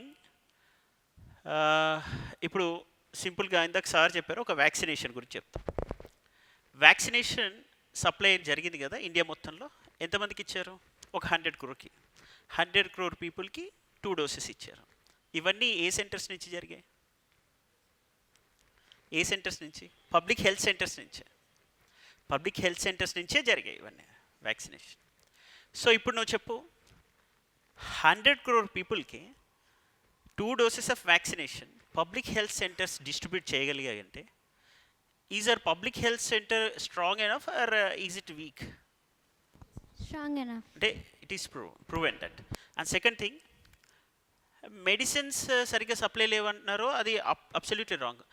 ప్రధానమంత్రి భారతీయ జన్ ఔషధ్ యోజన అని ఉంది, మీకు idea ఉండుంటుంది. Jan ఔషధి యోజన కింద వాళ్ళకి free medicines అనేవి first కొన్ని ఉంటాయి. అవి కాకుండా మళ్ళీ వెరీ వెరీ చీప్ కాస్ట్లో, అంటే మీకు మేజర్ హెల్త్ డిసీజెస్ ఏవైతే ఉంటాయో, కార్డియాక్ ఎఫెక్ట్స్ ఏవైనా అయినా కూడా, అండ్ రెస్పిరేటరీ ఇల్నెస్ ఉన్నా కూడా, లాంగ్ స్టాండింగ్ రెస్పిరేటరీ ఇల్నెస్ ఉన్నా కూడా, వాళ్ళందరికీ చాలా చీప్ కాస్ట్లో మనకి ప్రధానమంత్రి జన్ ఔషధి యోజన కింద అక్కడే మెయిన్ ప్రతి ఒక్క డిస్టిక్లో హెడ్ క్వార్టర్స్లో మనకి అవుట్లెట్ ఉంటుంది, జెనరిక్ సెంటర్ అనేది డిస్టిక్ హాస్పిటల్లో. సో ప్రైమరీ హెల్త్ సెంటర్స్ అనేవి రూరల్ ఏరియాస్ వరకు అవి ఉంటాయి, సబ్ సెంటర్స్ ఉంటాయి, ప్రైమరీ హెల్త్ సెంటర్స్ ఉంటాయి. ఆ తర్వాత మన కమ్యూనిటీ హెల్త్ సెంటర్స్ ఉంటాయి, ఆ పైన డిస్టిక్ హెల్త్ సెంటర్స్ ఉంటాయి. డిస్టిక్ హెడ్ క్వార్టర్స్లో ఉండేటువంటి మల్టీ స్పెషాలిటీ హాస్పిటల్ అనొచ్చు. ఇక్కడికి ఈ జనరిక్ మెడిసిన్స్ అన్నీ కూడా ఏవైతే బేసిక్ మెడిసిన్ కాకుండా ఉన్న లాంగ్ స్టాండింగ్ ఇష్యూస్ ఉన్న మెడిసిన్స్ ఏవైతే కావాలో వాటన్నిటికీ మనకి దాదాపు చీప్ ప్రైస్లో సప్లై జరుగుతుంది. అంటే మనం ఎక్కడ చూసినా adequate, accessible and affordable and quality in terms of health care infrastructure అనేది మనం చూస్తున్నాం ఇంప్రూవ్మెంట్ అనేది. అంతకుముందు ఇప్పుడు మీరు చూడండి, కేసీఆర్ కిట్స్ అన్నారు కదా, కేసీఆర్ కిట్స్, అందులో మీకు 12,000 రూపీస్ అమౌంట్ డిస్పర్స్ చేస్తారు. అది కాకుండా కొంత కిట్స్ ఇస్తారు పిల్లలకి. ఇందులో ప్రధానమంత్రి మాతృత్వ వందన యోజన అండ్ ఆల్సో ప్రధానమంత్రి జనని సురక్ష యోజన, వీటిని కలిపి ఇంకా అడిషనల్ అమౌంట్ స్టేట్ గవర్నమెంట్ వేసి అక్కడ 6,000 వస్తే ఇక్కడ వేసి ఎవరికి ఇస్తున్నారు? ఇది ఎవరికి? Maternity benefit to unorganised sector women కదా. సో ఇవన్నీ free health delivery. Okay. And మాతృత్వ అభియాన్లో మీరు ఒకటి గమనిస్తే మళ్ళీ వాళ్ళకి టెస్ట్ అనేది 4 టైప్స్ ఆఫ్ టెస్ట్ అనేవి ఉంటాయి, 4 స్టేజెస్లో టెస్ట్ చేస్తారు వాళ్ళకి. So prenatal and post natal test ఉంటాయి. ఆ ప్రీనాటల్ పోస్ట్ నాటల్ టెస్ట్ కూడా వాళ్ళకి ఫ్రీగా ఇస్తున్నారు. అండ్ అంబులెన్స్ ఫెసిలిటీ ఇస్తున్నారు. సో అక్కడక్కడ మనకి ఇష్యూస్ అనేవి ఈవెన్ మన ఫ్యామిలీలో కూడా ఉంటాయి, బేసిక్ థింగ్స్. అలాని కాదు, then they will reform it, no problem. But ultimately మీరు చూడగలిగితే public health center has been strengthened and it is being to be strengthened in future also. ఇప్పుడు medicines, as you have said, availability of medicine, generic medicine is also available. Pradhan Mantri Jan Aushadhi Kendras are there, and Pradhan Mantri Matritva Vandana Yojana, Janani Suraksha Yojana, KCR kits are also, and ambulance facilities and headquarters, public vaccine supply to all the citizens of the country, and irrespective of caste, creed, gender, anything. So ivanni manam chudagalite inta ఏమంటారు effective and efficient delivery of medicines and vaccination supply. And మీరు ఒకటి గమనించండి, అప్పుడే అది పుట్టిన పిల్లలు ఉంటారు కదా, వాళ్ళందరికీ ఇమ్మీడియట్లీ మీకు వ్యాక్సినేషన్ ఇస్తారు, తెలుసు కదా. And polio is free and polio is eradicated from our country కదా. నెక్స్ట్ మనం ఇలానే చూస్తే చాలా వ్యాక్సిన్, బీసీజీ ఇస్తారు, రైట్. సో మీకు బేసిక్ 15 టైప్స్ ఆఫ్ వ్యాక్సినేషన్ అనేది మనకి ఫ్రీగా ఇవ్వడం జరుగుతుంది పిల్లలకి. అవన్నీ కూడా ఎరాడికేట్ చేసాం ఇండియాలో ఈరోజు, రైట్. సో లైక్ వైజ్ ఇప్పుడు public health centre not only in terms of curative but also preventive in our health centre. It is very effective and efficient. ఇంకా పబ్లిక్ హెల్త్ సెంటర్ సిస్టమ్ కూడా ఏమేమి incorporate చేయగలుగుతుంది? మేము ఎన్సీసీలో నేను train అయ్యేటప్పుడు మమ్మల్ని polio వ్యాక్సినేషన్కి పంపించేవాళ్ళు, మేము వ్యాక్సినేషన్ ఇవ్వడానికి. అండ్ ఆక్సిలరీ నర్సింగ్ మిడ్వైఫ్స్ని రిక్రూట్ చేసుకోగలిగారు, ఆశా వర్కర్స్ ఉంటున్నారు, రైట్. వీళ్ళు మళ్ళీ దాంతోపాటు హెల్త్ యాక్టివిస్ట్ వీళ్ళందరూ. అంటే మనకి కమ్యూనిటీ సపోర్ట్ ఒకటి ఉంది, ప్లస్ స్టూడెంట్స్ సపోర్ట్ తీసుకోగలుగుతున్నారు, ఎన్ఎస్ఎస్ సపోర్ట్ తీసుకోగలుగుతున్నారు. ఇలా మీరు ఈ సపోర్టింగ్ సిస్టమ్ అంతా కూడా కమ్యూనిటీ స్టేక్ హోల్డర్ పార్టిసిపేషన్ తోటి ఇంత ఎఫెక్టివ్గా రన్ చేయగలుగుతున్నారు పబ్లిక్ హెల్త్ సెంటర్స్ని. సో ఇలా మీరు చాలా, అంటే there are plenty of solutions which are available in front of you and are being executed. And you need to strengthen man power, human resource development, right. ఇంకా కాస్త మనకి doctor and patient ratio అనేది తక్కువగా ఉంటుంది, especially rural ఏరియాస్లో. 90% urban ఏరియాస్లోనే మనకి multi speciality hospitals ఉన్నాయి, and doctors కూడా అవైలబిలిటీ అక్కడే ఉంది. ఇప్పుడు మరి డాక్టర్స్ని ఇన్సెంటివైజ్ చేయాలి, ఇంకా బెటర్ మెథడ్స్ ఏంటంటే మల్టీ స్పెషాలిటీ హాస్పిటల్స్ పెట్టడానికి వాళ్ళకి కావాల్సినటువంటి కొన్ని అడిషనల్ రీసోర్సెస్, హ్యూమన్ రీసోర్సెస్ కాదు, and also monetary resource support అనేది గవర్నమెంట్ నుంచి ఇన్సెంటివైజ్ చేయాలి. అంటే వాళ్ళకి ఇంకా చీప్ లోన్స్ ప్రొవైడ్ చేయడం కానీ అలాంటివి. అండ్ వాళ్ళకి అడిషనల్ వాళ్ళ పిల్లలకి ఒక కేంద్రీయ విద్యాలయ స్కూల్ అనేది ఎక్స్క్లూజివ్గా ప్రొవైడ్ చేయడం కానీ, ఇంకా హెల్త్ వాళ్ళకి ట్రాన్స్పోర్టేషన్ ఫెసిలిటీస్ ఇవ్వడం కానీ, ఇవన్నీ కూడా ఉండాలి. So everybody wants their good standard of living, right. So we don't pressurise them to have less standard of living. By leaving these urban conglomerates. ఇవన్నీ కాకుండా మనం అలాంటి కొన్ని ఇంకా additional reforms and measures and innovative creative ideas వీటితోటి మనం అందరినీ incorporate చేసే ఇంక్లూజివ్ డెవలప్మెంట్ వైపు అడుగు వేస్తే in our health system will be more strengthened. Good evening, sir. My question is about in Indian festival, animal sacrifices were performed. Animal sacrifices are performed, which is related to violation of PCA, Prevention of Cruelty of Animals, 1960. Can state interference into the religious practice? I shall want this answer from Bhavani Shankar sir side. Interference into the religious practice. My simple understanding of your question is, let me get some more clarity. Prevention of Cruelty to Animals Act 1961. As part of that, government may interfere into religious practices, which may involve sacrifices of few animals. So it is not ethical treatment of animals. Therefore, the state may interfere into religious practice. So religion versus state. Idena my question? Especially in treating animals. As part of state interference and through lawful measures. Prevention of Cruelty to Animals Act. Idenamma inkemanna unda? Violation of PCA Act కదా sir. Violation of PCA Act. అదే violation of Prevention of Cruelty to Act. PCA. Cruelty And it to is also animals. fundamental duty protection of animals. Yeah, our fundamental duty is to protect the animals, okay, wildlife. ఇప్పుడు దీనిలో మనకుండే మీరు నువ్వు pose చేసిన question ఏంటంటే religion versus state interference into religious practices and rituals. ఇప్పుడు మనకి ఇది సింపుల్గా చెప్పాలంటే ఒక concept of secularism, application of secularism concept అనొచ్చు. చెప్పండి సార్. అంతేనా? రైట్. ఇప్పుడు మనం ఒకసారి చూద్దాం. ఫ్రెంచ్లో జూయిష్ కల్ప్ కానీ లేదా క్రిస్టియన్ బ్రాస్ కానీ ఓకే లేదా ఒక పగ్రి ఇవన్నీ వేసుకొని వెళ్ళారు అనుకోండి, అండ్ ఒక రాఖీ కట్టుకున్నారు, దాని మీద ఈ వినాయకుడు బొమ్మ రాముడు బొమ్మ ఉంది. సో బస్ స్టాండ్లో ఫ్రెంచ్లో ఏంటిది పబ్లిక్ స్పియర్ ఆఫ్ లైఫ్లో రిలీజియస్ ఐడెంటిటీ ఎక్స్పోజ్ చేయకూడదు. ఇలా ప్రతి ఒక్కరికి ఇప్పుడు మీరు సింధూర్ పెట్టుకున్నారు కదా, ఇప్పుడు మీరు కూడా ఇక్కడ. సో ప్రతి ఒక్క పర్సన్ని ఒక 1 crore పాపులేషన్ ఉంటే మనం పబ్లిక్ లైఫ్లో మానిటర్ చేయగలరా అడ్మినిస్ట్రేటివ్ అథారిటీ? ఓకే, నువ్వు బస్ స్టాండ్లో నిలబడి ఏంటిది అది అని ఎవడైనా అడిగాడు అనుకో ఒక police man, it is Rocky, it is a sacred thread which is tried by my sister అని చెప్తే అంటే ఏమంటాడు? Sorry, you should remove it అంటాడు. అలా ఎంతమందిని మానిటర్ చేస్తారు? And also is it not violation of A persons freedom of choice, A basic Liberty, right to life? So this is French secularism. ఇది strict separation. మన 8th class ఎన్సీఆర్టీలోనే ఉంటుంది. 8th ఎన్సీఆర్టీలో ఒక చిన్న బాక్స్లో క్లియర్గా ఇస్తారు, ఆ strict separation of church and the state. అది మెయింటైన్ చేయడం వల్ల ఏముంటుంది? ఫండమెంటల్ రైట్స్ వైలేట్ అవుతున్నాయి, freedom of choice, freedom of Liberty, right, and basic privacy rights కూడా వైలేట్ అవుతున్నాయి.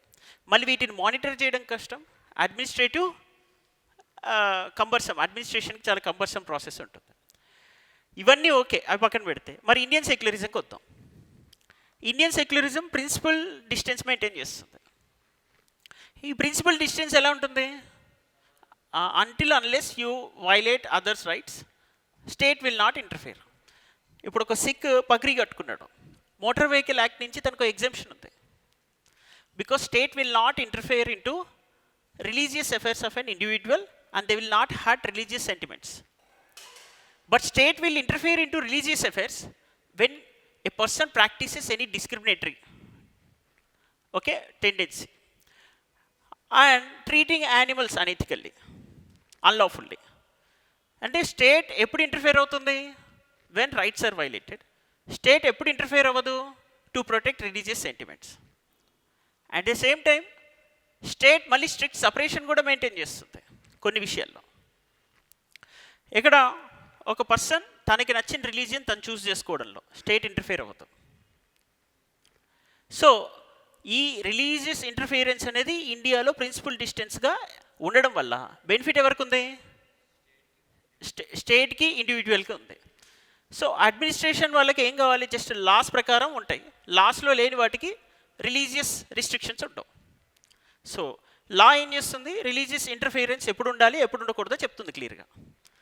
Indian secularism is very clear, very easy to execute and very easy to accommodate and accept and assimilate various sections of the society.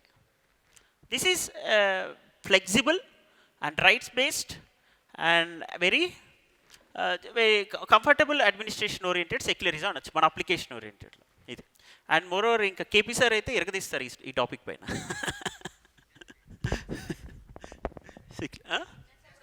జిజ్ఞాసలు చెప్పారు, right. Article 25(2)లోనే state can interfere అని ఉంది. State can interfere in the secular activities of a religion. Article 25(2)A అంటే ఏదైనా ఒక మతానికి సంబంధించినటువంటి కొన్ని యాక్టివిటీస్, హ్యూమన్ ఓరియంటెడ్ యాక్టివిటీస్, వాటి విషయంలో జోక్యం చేసుకోవచ్చు. అది మతాచారం కానవసరం లేదు.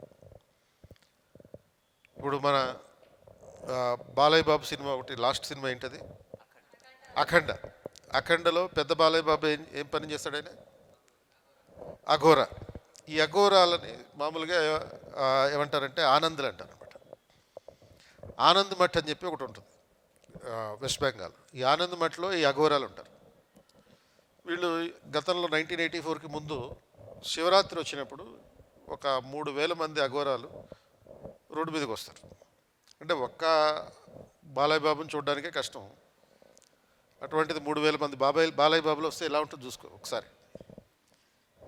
అండ్ ఈ 3,000 మంది అర్ధరాత్రి శివరాత్రి రోజున అర్ధరాత్రి దాటిన తర్వాత శివతాండవం చేస్తారు. కాగడాలు పట్టుకుని, బొగ్గల్లో నుంచి త్రిశూలాలు పెట్టుకుని, నాలికలో నుంచి త్రిశూలం పెట్టుకుని, ఇట్లా కపాలాలు పట్టుకుని శివతాండవం చేస్తారు. అంటే ఇది చూసేవాడికి ఎంత భయానకంగా ఉంటుంది. డమరుకం కొడుతూ ఉంటారు మళ్ళీ కొంతమంది. ఎంత భయానకమైనటువంటి దృశ్యం ఇది.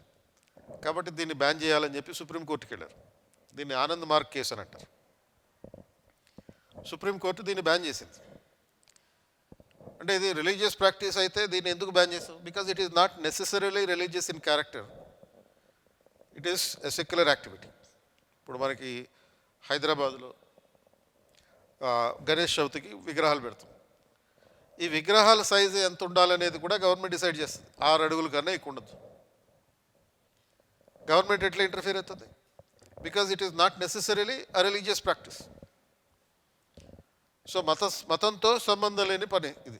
కాబట్టి గవర్నమెంట్ ఇంటర్ఫియర్ కావచ్చు. సో కాబట్టి గవర్నమెంట్ ఇంటర్ఫియర్ ఇది అవుతుంది ఇది అవ్వదు అనేటటువంటి దాంతో సంబంధం లేదు.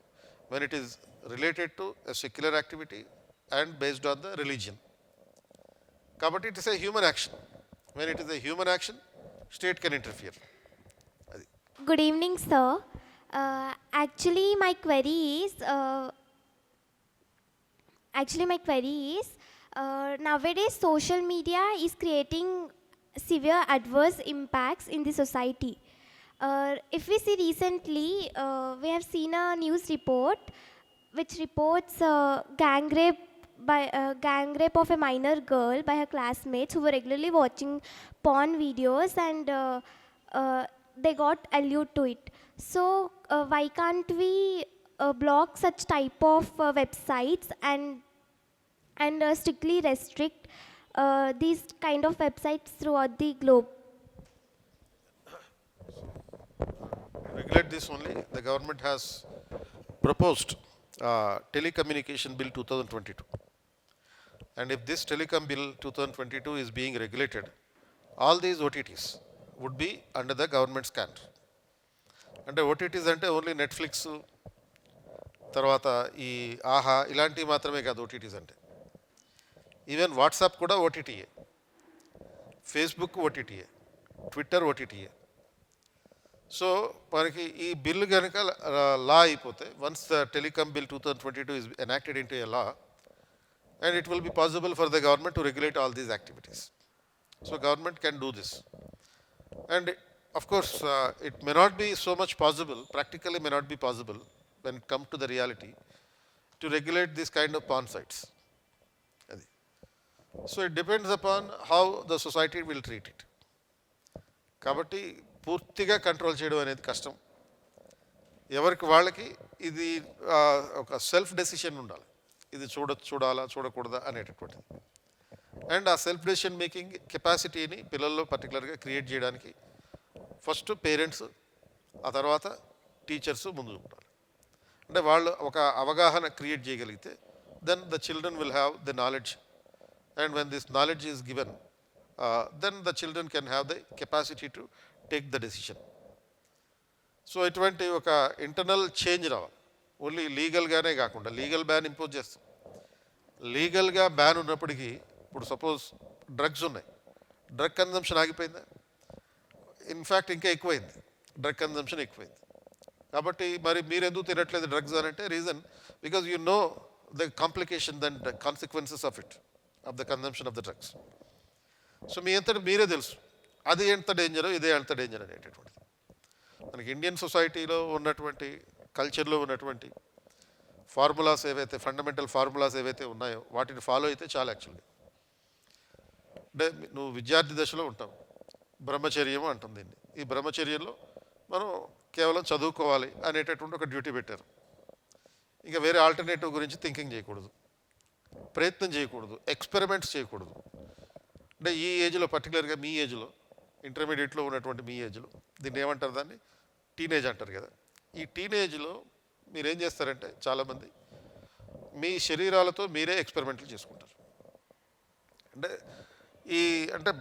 Experiment with your own bodies.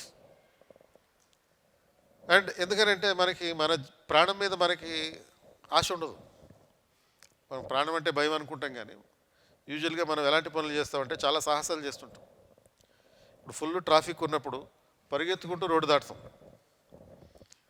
అంత అవసరం ఏముంటుంది? కొంచెం లేట్ అయితే ఏమవుతుంది, ఒక్క క్షణం, అది కూడా నువ్వు పరిగెత్తుకుంటూ రోడ్డు దాటిన తర్వాత ట్రాఫిక్ క్లియర్ అవుతుంది. అంటే ఎంత తేడా ఉంది నీకు, గ్యాప్ ఒక 1 minute వెయిట్ చేయలేము మనం. సో ఇక్కడ మొదలవుతుంది నీ సాహసాలు చేయడం అనేది. అండ్ ఏదైనా వెహికల్ కొట్టింది అనుకో, సాహసం ఏమవుతుంది, సో నిన్ను గోడ మీద చూడాల్సి వస్తుంది.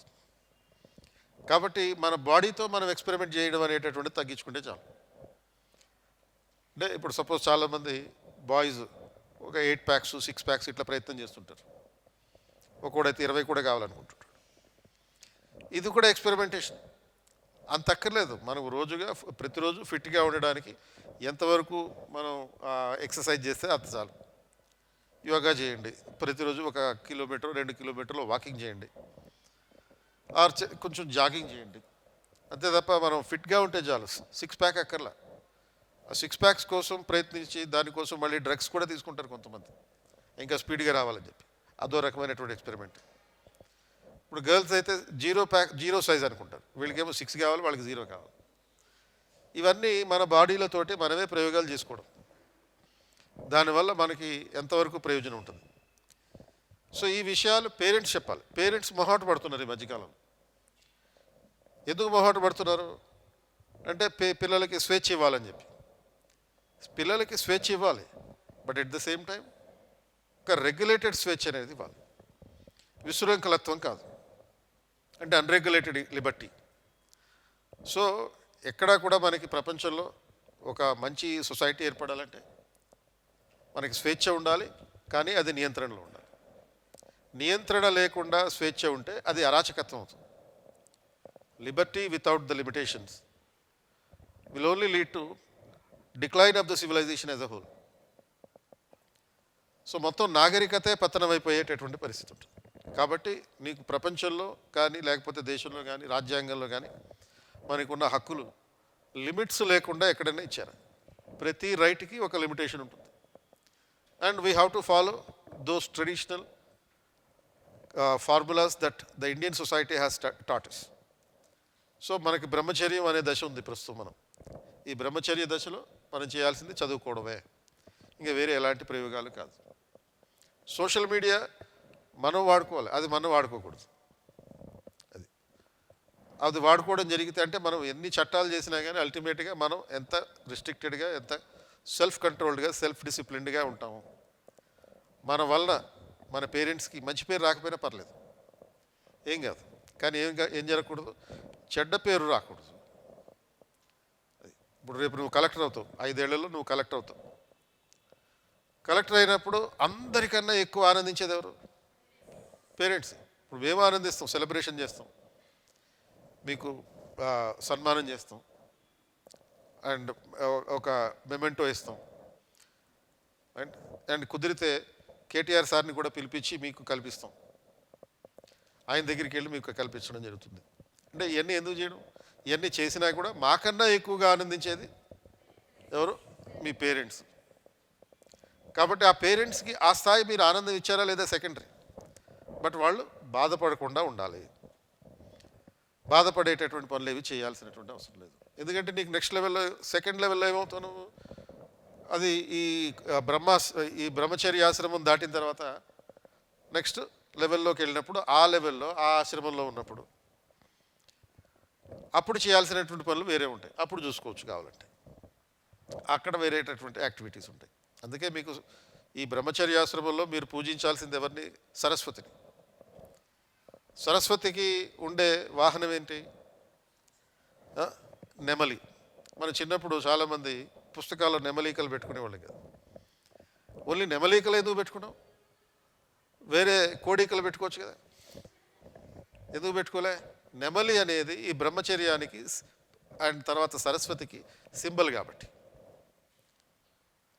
సో కాబట్టి ఈ రకంగా అంతవరకు మన ప్రస్తుతం ఉన్నటువంటి మన డ్యూటీ బ్రహ్మచర్యాశ్రమం పాటించడం. దీనికి భంగం కలిగించేటటువంటి ఎలాంటి చర్యలకు పాల్పడకపోవడం. చట్టాలు ఉంటాయి, నిషేధిస్తాయి, బట్ మనంతట మనం సొంతంగా సెల్ఫ్ బిహేవియరల్ రెగ్యులేషన్ చేసుకోవాలి. Good evening, sir. My question is, India is emerging as the global power in the next future and has been playing a neutral role in the Russia-Ukraine war. Does India support to Russia for trade benefits, or does India should act ethically to support Ukraine? Which is the major threat from Russia, or it should act neutral? So first point, India is not neutral in the Russia-Ukraine war. మన foreign affairs minister Jayashankar గారు చెప్పినట్టు మనం Russia తరపు కాదు, are Ukraine తరపున కాదు ఉండేది, మనం ప్రపంచ శాంతి తరపున ఉన్నాం. ఇది న్యూట్రాలిటీ కాదు. We are on the side of the global peace. So ప్రపంచంలో ఉన్నటువంటి ప్రజలకి అందరికీ ఏదైతే బెనిఫిట్ కలిగిస్తుందో దాన్ని సపోర్ట్ చేస్తాం. Then we support what benefits India and the people in India. ఇండియాకి బెనిఫిట్ అవ్వడం అంటే ఇండియాలో ఉంటున్నటువంటి ప్రజలకి ఏది బెనిఫిటో అది చేయదు. సో కాబట్టి ఈ వెస్ట్రన్ మీడియా చేసేటటువంటి హిపోక్రిటికల్ థింకింగ్ ఏదైతే ఉందో దాన్ని ఇప్పుడు మనం వ్యతిరేకిస్తున్నాం. దాన్ని క్వశ్చన్ చేస్తున్నాం, ఛాలెంజ్ చేస్తున్నాం. సో ఈ ప్రాసెస్లో సపోజ్ రీసెంట్గా ఒక జర్మనీ ఫారిన్ అఫైర్స్ మినిస్టర్ ఇండియాకి వచ్చారు. వాళ్ళతో కన్వర్జేషన్ జరుగుతున్నప్పుడు ఒక విలేకరి, ఆ దేశం నుంచి వచ్చినటువంటి విలేకరి అడిగాడు, మళ్ళీ సేమ్ పాత క్వశ్చన్ ఇష్యూ, ఇది ఈ యుక్రెయిన్ మీద రష్యా దాడి చేసి వాళ్ళ రక్తం మీద బతుకుతుంటే మీరు రష్యా నుంచి ఆయిల్ కొంటున్నారు కదా అని. సో ఈ ఆయిల్ కొనడం ద్వారా వాళ్ళకి డబ్బులు వెళ్తున్నాయి, మన డబ్బులు వెళ్తున్నాయి. ఈ డబ్బులు వెళ్తున్నప్పుడు ఆ డబ్బులు తీసుకెళ్ళి వాళ్ళు ఆయుధాలు కొనుక్కుంటున్నారు, వెపన్స్ కొనుక్కుంటున్నారు. వెపన్స్ కొనుక్కుంటే ఆ వెపన్స్ కొనుక్కుని ఆ యుక్రెయిన్ మీద ఉపయోగిస్తున్నారు. అంటే ఇండైరెక్ట్గా ఇండియా ఈ రష్యాకి సపోర్ట్ చేస్తున్నట్టుగా ఉంది అన్నట్టుగా ఆ విలేకరి చెప్పాడు. విలేకరి అలా చెప్పిన వెంటనే మన జయశంకర్ గారు చాలా ప్రశాంతంగా వాడు తోలు తీసేశారు. ఏ రకంగా చేశారు అంటే, నువ్వు ఒకసారి ఒక వెబ్సైట్ పేరు చెప్పి ఆ వెబ్సైట్లోకి వెళ్ళు, ఆ వెబ్సైట్లో ఎవరు ఎంత ఆయిల్ కొనుక్కుంటున్నారో నీకు అర్థమవుతుంది. అండ్ ఇది యూరోపియన్ యూనియన్లో ఉన్నటువంటి అన్ని దేశాలు కలిపి కొనే ఆయిల్లో ఓన్లీ 5వ వంతు మాత్రమే మేము కొంటున్నాం అని చెప్పాడు. Of what is being actually bat by European union. అంటే ఎవరు ఎక్కువ డబ్బులు ఇస్తున్నట్టు? ఆల్మోస్ట్ $13,000 బిలియన్ డబ్బులు యూరోపియన్ యూనియన్ నుంచి రష్యాకి వెళ్ళినాయి, ఇండియా నుంచి కాదు. దాంట్లో 5th పార్ట్ మాత్రమే ఇండియా నుంచి కొన్నాం. అంటే యాక్చువల్గా ఎవరు ఎక్కువ డబ్బులు ఇస్తున్నారు ఈ రష్యా ఆయుధాలు కొనుక్కోవడానికి? యూరోపియన్ యూనియన్ ఇస్తుంది, ఇండియా కాదు. సో ఇండియాకి ఫస్ట్ ప్రయారిటీ ఏంటి? The interest of the Indians, then global peace. This is what actually we need. కాబట్టి India is neither supporting Russia nor supporting Ukraine. India is supporting humanitarianism. అంటే మానవత్వానికి సమర్థిస్తుంది, భారతీయతకి సమర్థిస్తుంది. My question is about education. How to build a healthy education system? Nowadays, people are well educated, but they do not have ethical system of education. Why? Fundamentally, there is nothing like ethical education. Education itself is ethics. అంటే ఈ నైతిక విద్య అనే పదం చాలామంది చాలా ఉపయోగిస్తుంటారు, ethical education అనే పదం. Because when you are saying education, when you are using the word education, education itself is ethics. This is what Plato has said in his education policy. ఇది నా అభిప్రాయం కూడా కాదు, ప్లేటో చెప్పినటువంటి రిపబ్లిక్ అనేటటువంటి పుస్తకంలో ప్లేటో చెప్పినటువంటి అంశం. There is no dimension called ethical education. There is only one dimension, that is education, which is ethical itself. ఎందుకంటే నువ్వు విద్య ద్వారా ఏదైనా నేర్చుకున్నావంటే, నేర్చుకున్నప్పుడు అందులో అనెథికల్ ఏమైనా ఉంటుందా? When you are getting educated, will there be any unethical thing in that? ఇప్పుడు suppose ఈరోజు మనం ఇంత మాట్లాడుకున్నాం, ఈ మాటల్లో మీరు ఎడ్యుకేట్ అయ్యారు ఎంతో కొంత. అనెథికల్గా ఉండమని చెప్పి నేను కానీ భవానీ శంకర్ సార్ కానీ ఏమైనా చెప్పాము ఎక్కడన్నా? ఈ ప్రాక్టీసెస్, సపోజ్ మందు కొట్టండి, డ్రగ్స్ తినండి, పోర్న్ వీడియోస్ చూడండి అని ఏమైనా చెప్పామా? ఏం చెప్పాము? ఏం చెయ్యొద్దని చెప్పాము. So when you are getting educated itself is a ethics. Ethics, unethical education అనేటటువంటిది ఉండదు. ఎక్కడా కూడా దొంగతనం చేయడానికి ఒక కోర్సు ఉంటుంది ఎక్కడైనా? ఒక 6 months సర్టిఫికేట్ కోర్స్ కానీ 3 years గ్రాడ్యుయేషన్ కోర్స్ కానీ ఉంటుందా? ఆర్ ప్రాస్టిట్యూషన్కి సంబంధించి ఏదైనా బీటెక్ కోర్సెస్ ఉంటాయా? ఉండవు. అంటే ఇవన్నీ మనం నేర్చుకునే ప్రతి అంశం కూడా నైతికమైందే, ఎథికలే. అలా. అండ్ మనకు కావాల్సిందల్లా ఏంటంటే ఈ ఎడ్యుకేషన్ సిస్టమ్ని కొంచెం అవసరాలకు అనుగుణంగా, మార్కెట్ రిక్వైర్మెంట్స్కి అనుగుణంగా ఉపయోగించుకోవాలనేటటువంటి ఒక కమర్షియల్ అప్రోచ్. అంటే కమర్షియల్ అప్రోచ్ కారణంగా ఈ ఎథికల్, అనెథికల్ అనేటటువంటి డిఫరెన్సెస్ వచ్చినాయి. ఎందుకంటే ఎప్పుడూ కూడా ఎడ్యుకేషన్ సిస్టమ్ గవర్నమెంట్ ఎట్లా చేస్తుంది అంటే మార్కెట్ రిక్వైర్మెంట్స్కి అనుగుణంగా చేస్తుంటుంది. ఇప్పుడు లాస్ట్ ఎడ్యుకేషన్ పాలసీ అంటే ఫస్ట్ మనకి గతంలో 1986లో ఎడ్యుకేషన్ పాలసీ తయారు చేశారు. అండ్ ఆ తర్వాత 1992లో చేశారు ఎడ్యుకేషన్ పాలసీ. దాన్ని కొంత అమెండ్మెంట్ చేసి 86 పాలసీని అమెండ్మెంట్ చేశారు. ఈ 1992 అమెండ్మెంట్ అనేది ఏ కాంటెక్స్లో వచ్చింది? 1991 LPG and new industrial policy నేపథ్యంలో వచ్చింది. అంటే this 1992 amendment to the 1986 education policy was made according to the requirements of the industry. అంటే పరిశ్రమ అండ్ మార్కెట్ అవసరాలకు అనుగుణంగా 1991లో వచ్చినటువంటి ఎల్పిజి రిక్వైర్మెంట్స్కి అనుగుణంగా ఈ న్యూ ఎడ్యుకేషన్ కాన్సెప్ట్స్ అనేవి 1992లో మార్చారు. అప్పటి నుంచే మనకి ఈ సైన్సు, టెక్నాలజీ వీటి మీద ఎక్కువ ఫోకస్ పెరుగుతూ వచ్చింది. అండ్ మళ్ళీ ఇప్పుడు 2020లో న్యూ ఎడ్యుకేషన్ పాలసీ వచ్చింది. ఈ 2020లో వచ్చిన న్యూ ఎడ్యుకేషన్ పాలసీ సైన్స్, టెక్నాలజీని దాటి దేని మీద ఫోకస్ చేస్తుంది? Data sciences and artificial intelligence, robotics, ఇటువంటి అంశాల మీద ఫోకస్ చేస్తుంది. ఎందుకని ఇప్పుడున్నటువంటి మార్కెట్ రిక్వైర్మెంట్ ఇది. Data science, artificial intelligence, robotics, ఇది రిక్వైర్మెంట్. పెద్ద పెద్ద కంపెనీలు కూడా ఇప్పుడు సపోజ్ ఫేస్బుక్ ఉంది, మెటా అనే పద్ధతిలో మారిపోయింది. అది వాళ్ళు కూడా మెటావర్స్ ఇటువంటి కాన్సెప్ట్స్ అన్ని తెస్తున్నారు. వరల్డ్ వైడ్గా ఇది నడుస్తుంది. ఆర్టిఫిషియల్ ఇంటెలిజెన్స్ ఇటువంటి కాన్సెప్ట్స్ అన్ని నడుస్తున్నాయి. కాబట్టి దీనికి కావాల్సినటువంటి వర్కర్లు కావాలి. కాబట్టి policy of education is being converted into according to that requirement. So where is unethical practice in this? అది దీంట్లో అనైతికత ఏమీ లేదు. కాబట్టి education everything is ethical, right? Hello, sir. Yeah. So, as of now, we can see that the usage of smart devices like mobile phones is being an integral part of human life. So, they are there to increase the interaction, the communications with each other. But it's like when we go and check the ground reality, we find that the interaction between each other is being reduced. So what are your suggestions? Interaction is Reduced. reduced. Yeah. So what are your suggestions that with the usage of these mobile phones, because they are necessary now, we can build our interactions with our family members, with the co-members. Yeah.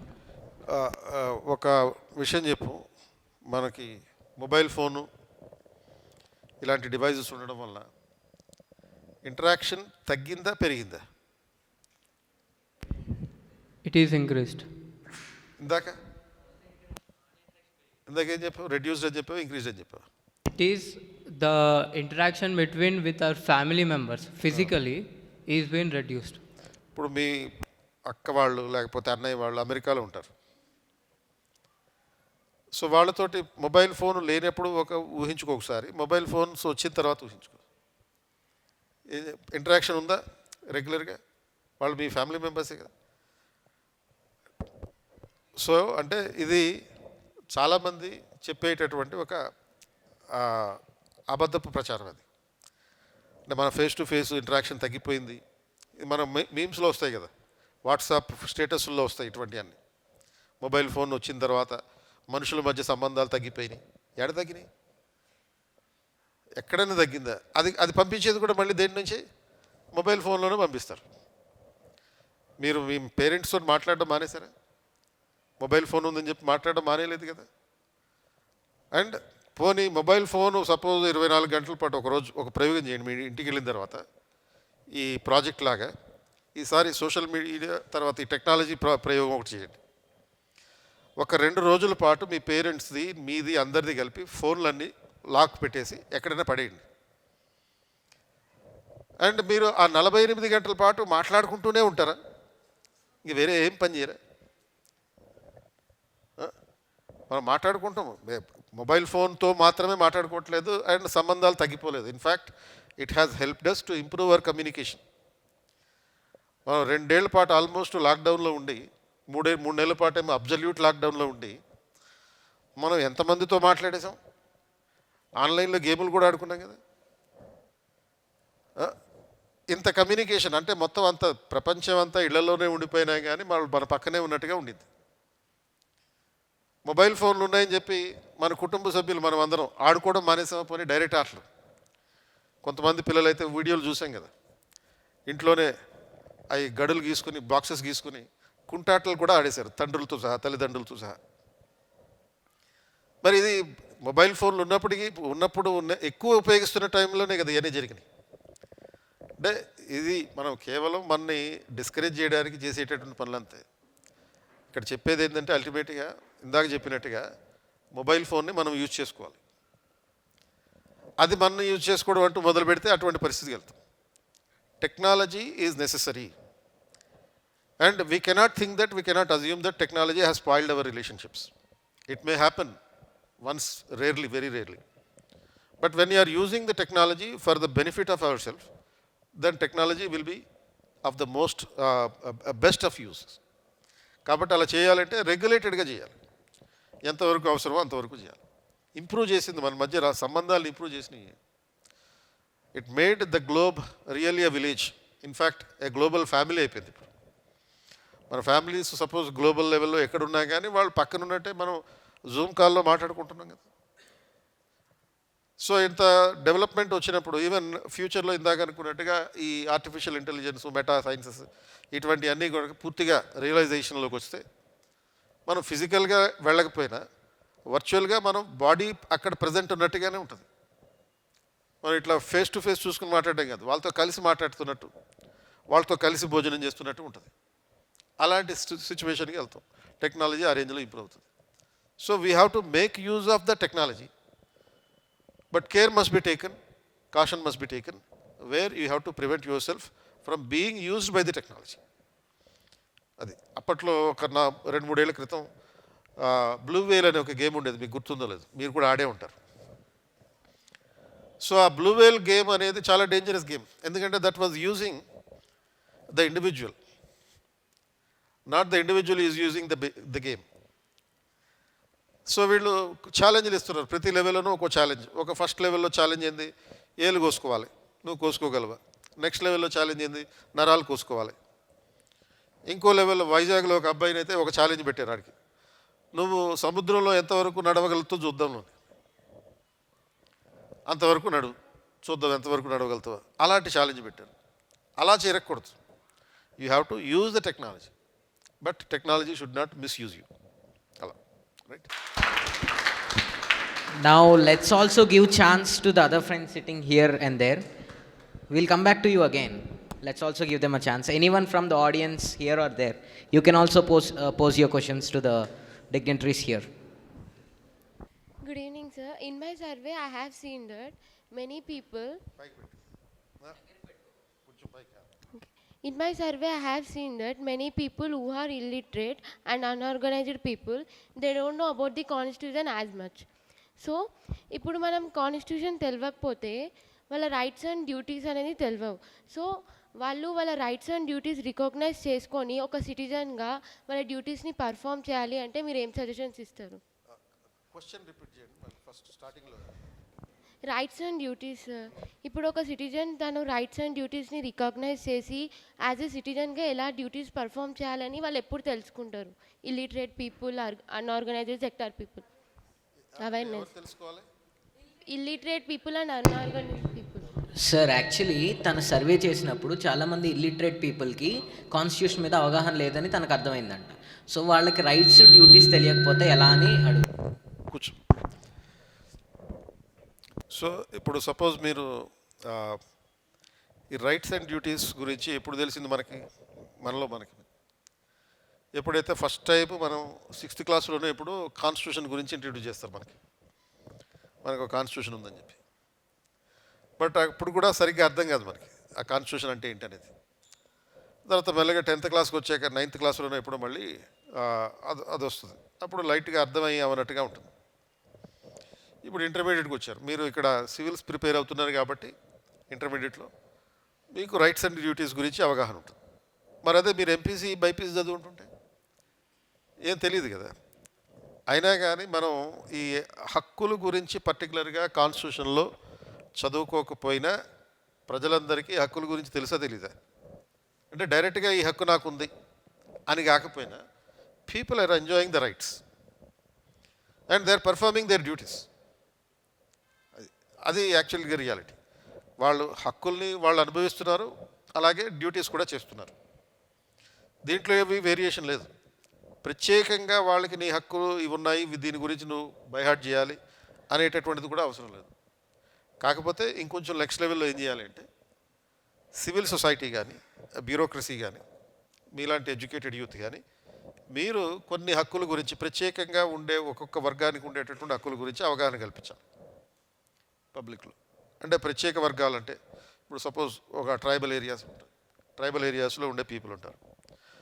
Actually they don't need any rights, they don't need to perform any duties. They perform their own, they enjoy their own needs, rights and they perform their own duties related to that particular tribe. యూజువల్గా ట్రైబల్స్కి issues అన్నీ ఎప్పుడు వస్తాయంటే ఎప్పుడైతే మనం వాళ్ళ జీవితాల్లోకి interfere అవుతామో, interfere అయినప్పుడు ఈ రిక్వైర్మెంట్స్ అన్నీ వస్తాయి. ఎవరెవరు ఇంటర్ఫీర్ అయ్యేది అంటే ఈ వీళ్ళని డెవలప్ చేద్దామనే పేరుతో గవర్నమెంట్ ఇంటర్ఫీర్ అవుతుంది. గవర్నమెంట్లో ఎవరు ఇంటర్ఫీర్ అవుతారు? బ్యూరోక్రసీలో ఉండే ఫారెస్ట్ డిపార్ట్మెంట్ వాళ్ళు, ఆర్ లేకపోతే మన రెవెన్యూ డిపార్ట్మెంట్ వాళ్ళు, పోలీస్ డిపార్ట్మెంట్ వీళ్ళు, తర్వాత మనీ లెండర్స్ ఇంటర్ఫీర్ అవుతారు. సో వీళ్ళు ఇంటర్ఫీర్ అయ్యే వరకు అంతేకాకుండా ఇప్పుడు కార్పొరేట్ కంపెనీలు కూడా ఇంటర్ఫీర్ అవుతాయి in the name of implementing the developmental projects.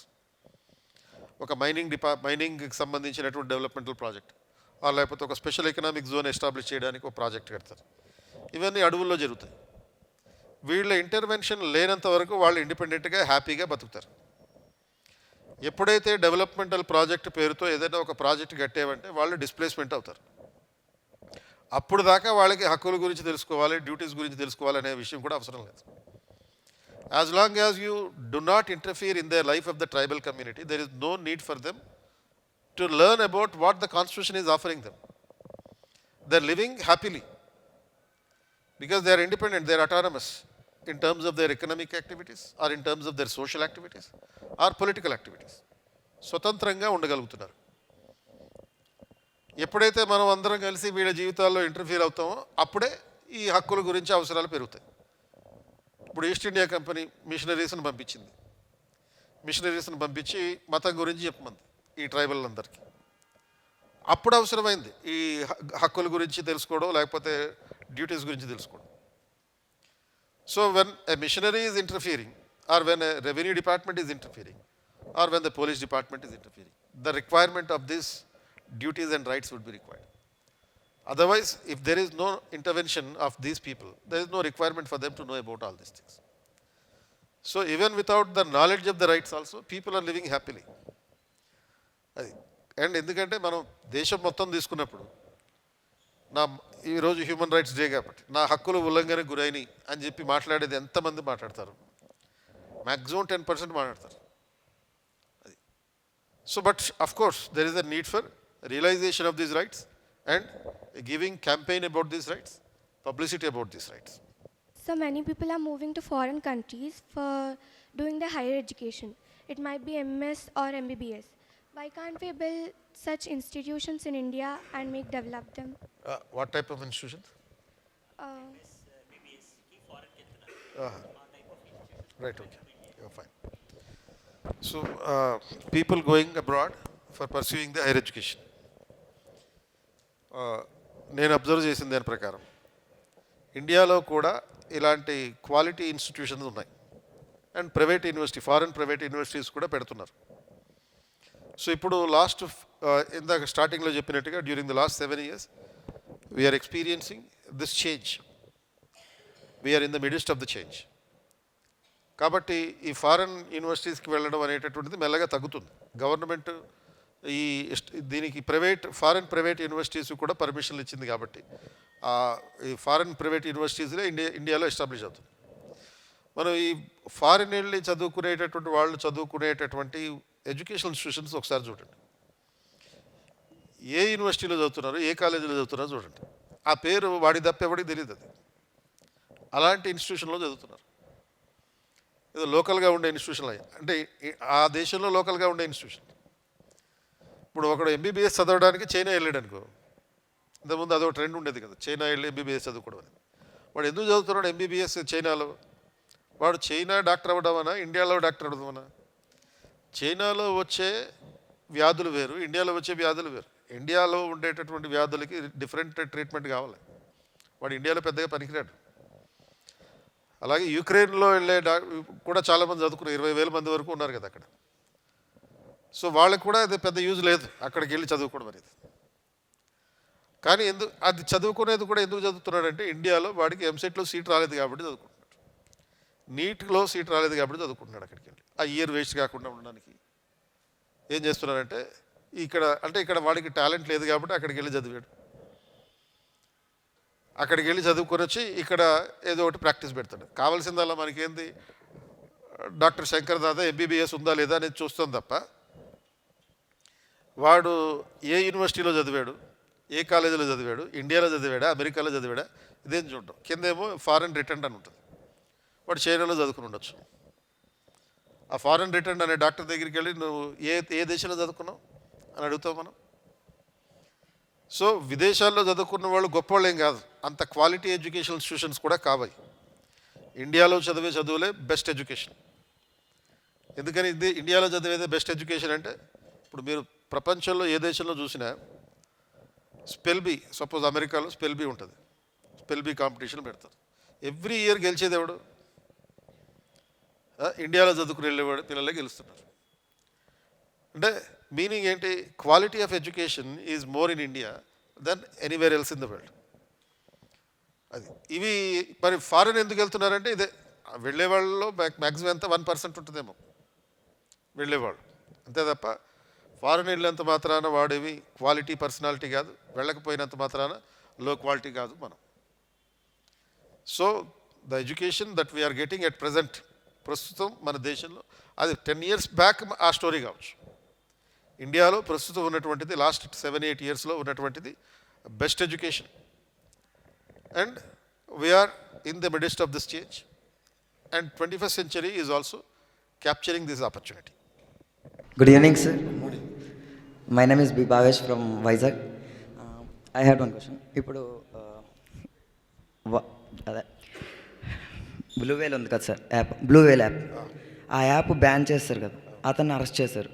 మరి ఆ యాప్ని బయట నుంచి చాలామంది కంట్రోల్ చేస్తున్నారు కదా, ఆ యాప్ని మరి మన దగ్గర ఇంత టెక్నాలజీ ఉంది కదా, CBI, next cyber crime department, ఇవన్నీ ఉన్నా సరే ఇంకా వాళ్ళని ఎందుకు పట్టుకోలేకపోతున్నాము?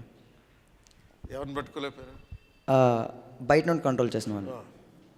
ఇప్పుడు ఇది లీగల్గా అయితే ఇండియాలో ఇటువంటి యాప్స్ చాలా బ్యాన్ అయినాయి కదా. ఇప్పుడు టిక్టాక్ లాంటి యాప్స్ ఉన్నాయి. సో ఆ టిక్టాక్ లాంటి యాప్స్తో పాటు దీన్ని కూడా ఒక 60 యాప్స్ని బ్యాన్ చేశారు. బ్యాన్ చేసిన తర్వాత కూడా అవి ఆపరేట్ అవుతున్నాయంటే డార్క్ నెట్ నుంచో అది ఆపరేట్ అవుతున్నట్లు లెక్క.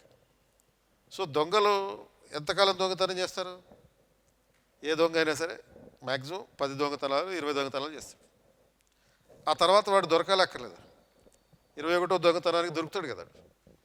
అలాగే ఇండియాలో కూడా మనం ఇప్పుడు ప్రస్తుతం ఇందాక చెప్పినటువంటి ఈ టెక్నాలజీస్ని విస్తృతంగా ఉపయోగిస్తున్నాం. అండ్ దాన్ని డెవలప్ చేయడానికి ట్రైనింగ్ కూడా ఇవ్వడానికి ఈ న్యూ ఎడ్యుకేషన్ పాలసీలో కాన్సెప్ట్స్ వస్తున్నాయి. సో కాబట్టి ఇప్పుడు సపోజ్ కొన్ని దేశాలు ఉన్నాయి, మన నార్త్ కొరియా లాంటి దేశాలు ఉన్నాయి. నార్త్ కొరియాలో ఆర్టిఫిషియల్ ఇంటెలిజెన్స్ యూనివర్సిటీ ఒకటి ఉంది. కాకపోతే వాళ్ళు ఆ ఆర్టిఫిషియల్ ఇంటెలిజెన్స్ యూనివర్సిటీలో ఎవ్రీ ఇయర్ ఒక 100 మందిని స్పెషల్గా ట్రైనింగ్ ఇస్తారట. ఇచ్చి వాళ్ళని మిలిటరీలో జాయిన్ చేసి ఇలాంటి హ్యాకర్స్ ఎవరైతే ఉంటారో ఆ హ్యాకర్స్ని పట్టుకోవడం కోసం కాకుండా హ్యాకర్స్ని తయారు చేస్తారు. ఎందుకంటే నార్త్ కొరియా లాస్ట్ 1 ఇయర్లో ఒక సుమారుగా 80 మిసైల్ ఎక్స్పెరిమెంట్స్ చేసింది. వీళ్ళకి డబ్బులు ఎక్కడ వస్తున్నాయంటే వీళ్ళు ఇటువంటి హ్యాకర్స్ ద్వారా వరల్డ్ వైడ్గా హ్యాకింగ్ చేసి డబ్బులు కూలగడుతున్నారు. అంటే when the state it self is the biggest terrorist, biggest thief, then the possibility of other countries to control this kind of activities will be difficult but not impossible. ఏదో రోజున వీళ్ళందరినీ control చేయగలిగేటటువంటి పరిస్థితులు ఉంటాయి. Government of India ఇంత పర్ఫెక్ట్గా పనిచేస్తుంది కాబట్టి ఇలాంటి ఎక్స్పర్ట్స్ అందరితోటి, సైబర్ క్రైమ్ ఎక్స్పర్ట్స్ అందరితోటి పనిచేస్తుంది కాబట్టి ఇంకా మనం దానివల్ల అంత ఎఫెక్ట్ కాలే కదా. Perfectly the government is working, so there we are not so much affected. ఎవడికో తెలియకుండా కొన్ని జరుగుతూ ఉంటాయి, వాటిని కూడా రెగ్యులేట్ చేసేటటువంటి టెక్నాలజీ మనకు వస్తుంది. ఇప్పుడు పాకిస్తాన్ నుంచి ఈ టెక్నాలజీని ఉపయోగించుకుని సపోజ్ ప్రతిరోజు డ్రోన్స్లో ఇండియాలోకి డబ్బులు, తర్వాత వెపన్స్, తర్వాత ఈ డ్రగ్స్ స్మగ్లింగ్ అవుతూ ఉన్నాయి. మరి వాడు తలదన్నేవాడైతే వాడి తలని దన్నేవాళ్ళు మనం ఏం చేస్తున్నాం? ఈ డ్రోన్స్ని పట్టుకోవడం అనేది మనకి టెక్నాలజీతో సాధ్యం కాదు ఇది. కాబట్టి ఏం చేశారు మన ఇండియన్ ఆర్మీ వాళ్ళు? ఈగిల్స్కి ట్రైనింగ్ ఇచ్చారు, గద్దలకి ట్రైనింగ్ ఇచ్చారు. గద్దలకి ట్రైనింగ్ ఇచ్చి దాన్ని పట్టుకుని తీసుకొచ్చి మన ఆర్మీ వాళ్ళకి అప్పచెప్తున్నాయి. కాబట్టి ప్రతిదానికి ఒక ఆల్టర్నేటివ్ ఉంటుంది, ఒక సొల్యూషన్ ఉంటుంది. సో అక్కడక్కడ జరిగేటటువంటి కొన్ని ఇన్సిడెంట్స్ జరుగుతాయి, ఫ్రింజ్ ఎలిమెంట్స్ అంటే వాటిని. ఆ ఫ్రింజ్ ఎలిమెంట్స్ జరిగినప్పుడు వాటిని కూడా మెల్లగా కంట్రోల్ చేసుకుంటూ వస్తాం. మనం ఎంత గవర్నమెంట్ ఆఫ్ ఇండియా కానీ స్టేట్ గవర్నమెంట్ కానీ ఎంత ప్రయత్నం చేసినా కొంతమంది దొంగలు అట్లా తిరుగుతూ ఉంటారు, టెర్రరిస్టులు ఉంటారు, అలాగే ఈ హ్యాకర్లు కూడా ఉంటారు. ఉన్నప్పుడు వాళ్ళని కంట్రోల్ చేసుకుంటే ఎప్పటికప్పుడు గవర్నమెంట్ మనకి సేఫ్టీ ఇస్తుంది కాబట్టి మనం ప్రశాంతంగా బతుకుతున్నాం. Right. So, since it is I who started the session, we'll end the session with the last question from my side. It's not actually a question, it is like a rapid fire which we see in TV shows kabatti. Sir, both of you say one sentence on how you feel about our I1 students. One sentence each. How did you feel about this session? One sentence each. It is an interaction with leaders. So they are already generated from 21st Century IAS Academy. Already generated, sir. That's a great comment from Bhavani, sir. Sir, what do you say? So ఇప్పుడు జనరల్గా theory చెప్పిన తర్వాత practice ఉంటుంది. ఈ సెషన్లో practice అయిన తర్వాత theory చెప్పు. So it's an extraordinary thing that any institution can do. Right, sir. That was a very good observation. And in this regard, we are very much thankful to our team. ఒకసారి మన teaching స్టాఫ్కి వేసుకోండి. It was a beautiful session. We discussed a range of issues, right from international relations to the kitchen economics. So see the scale and range of issues we discussed, that the questions you posed. And I think some questions are also difficult. For example, the secularism question are difficult for them to answer, but they dealt it in a very balanced way, in a way that is understandable to you. And this kind of a session is very, very necessary for students who are preparing for civil services examination, as Sir has rightly mentioned in his speech, particularly in this post-truth era. Post-truth era ante, what is truth, what is false అనేది మనకు తెలియదు. సత్యానంతర ప్రపంచం, మళ్ళీ తెలుగులో మాట్లాడాను అంటారు మీరు.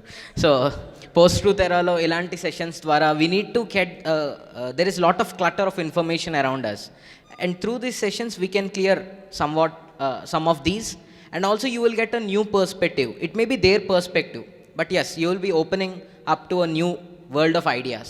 You can form your own opinions, your own ideas based on the inputs received from the faculty members or sir or Bhavani sir or chairman sir. So that's the main motto of this session.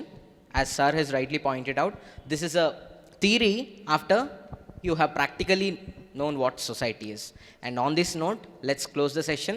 Let us wait for many such sessions like this. Probably we'll have one more session in the coming week, that is of I2 class. We all are waiting for that session. Thank you. I personally thank Sripal sir for coming up with this novel idea of social assessment project. Sir, with your permission, I'll invite him here. Sir, it's okay. So, Sripal sir, it's all Sripal sir's idea, and that turned out to be a reality today. And I specially thank. I invite Sripal sir to come here.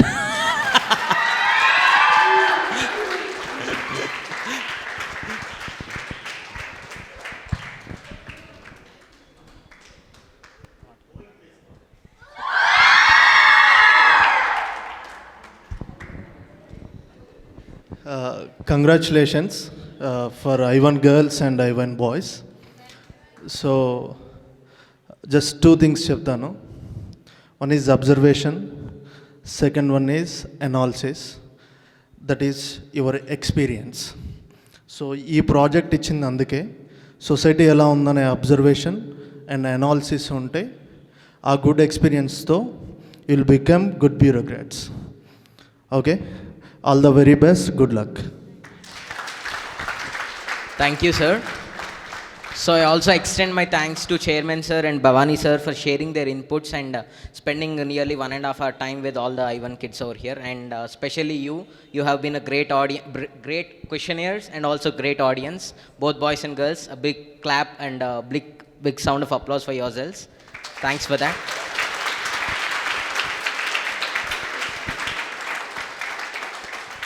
On this note, let's close this session. Let's meet with I2 chairman se Charcha in the next week or the coming days possible. Thank you. Thanks a lot.